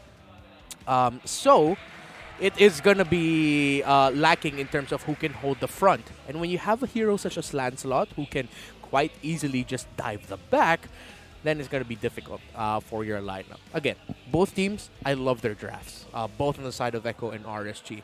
But RSG's first two picks were already so massive here. The Valentina and then the Lancelot, which eventually also will get paired up into the Brody. The utility the Valentina has, the options of what ultimate to get, the multiple ways to set up and counter punish was great for the side of RSG. And again, this makes the performance of H2 even more impressive because there were two moments, the first two turtles, if I'm not mistaken, he didn't have his purple buff during those takes. In the first turtle, it was stolen, but he was still able to secure that turtle for RSG slate because of, well, Light's performance as well as Exort. And then in the second turtle, he didn't have it because the timer on the purple buff ran out. So then he needed to get the purple buff and then go to the turtle. But instead of doing that, he just went ahead and just focused on the turtle.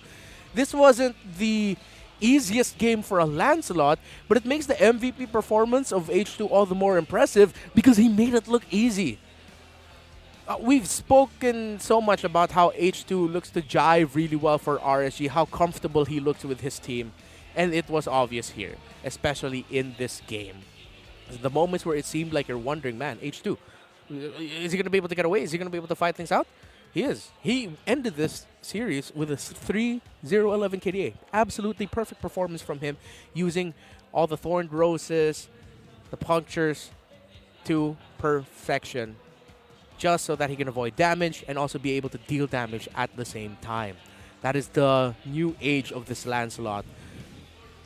Picking that up, building it for damage, gives you another option for dive in the scenarios where your roamer isn't someone who is essentially known for diving a la the Franco.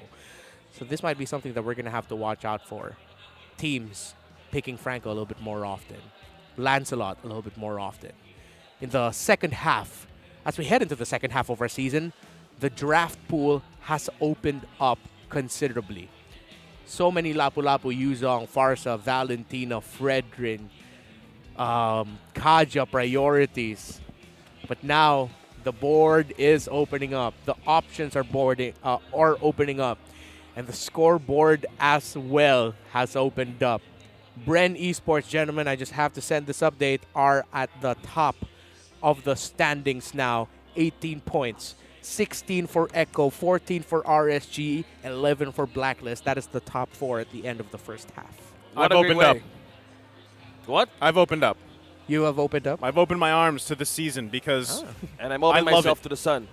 Okay. My guy, I love it because, like, if you compare the other seasons that, you know, especially that we've been a part of, I'll say it again, man. Season 11 is one hell of a season so far, and it's super exciting because we don't really know where things are going to fall into place. Nobody's safe. Everybody's just putting up their A game, and one thing that we're expecting for the weeks to come is reset, rebrew something.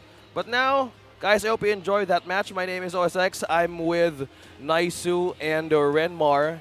And now, we're happy as we enjoyed that match. Now, let's throw it over to Mara to close things up. We'll see you again next week.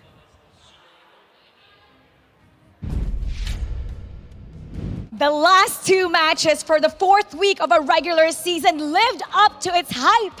Blacklist International put a stop to their two-match losing skid after Oh My Venus ever reliable Estes and Edwards Arlott left Nexplay EVOS with no answer. And finally, RSG Slate Philippines proved that the once undefeated reigning world champs can bleed and swept them away. paano pa kaya mag-i-involve ang ating Philippine meta? Sisimulan natin yan alamin next week as the second half of the round robin kicks off. Once again, thank you to the most talented designer and MPL fan, Jan Joseph Lida, for my beautiful outfit. At next week na po, magsisimula ang second half of action for MPL Philippines Season 11 regular season. Once again, ako po si Mara Aquino na laging nagpapaala. Sa harap ng pagsubok or tagumpay, huwag kalimutan, itaas ang lakas. Keep it good vibes, everybody. See you next week.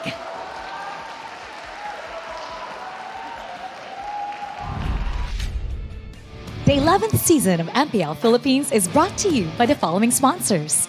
Smart, the official tournament telco partner of MPL Philippines Season 11. Our official sponsor, Infinix. Infinix Note, ultra-fast gameplay. Our partners in esports, Maya, it's everything, and a bank. And Secret Lab, the official gaming chair of MPL Philippines. Experience the MPL Philippines Season 11 action live at Shooting Gallery Studios. Tickets are now available via tickettome.net. Get yours now. If you missed the matches and want to quickly recap what happened, visit our official website for post-match reports at ph-mpl.com/news. Don't forget to catch all of our official league content on TikTok, Facebook, Instagram, and Twitter. To ensure the quality and fairness of our games, MPL Philippines is also monitored and supervised by the Games and Amusement Board.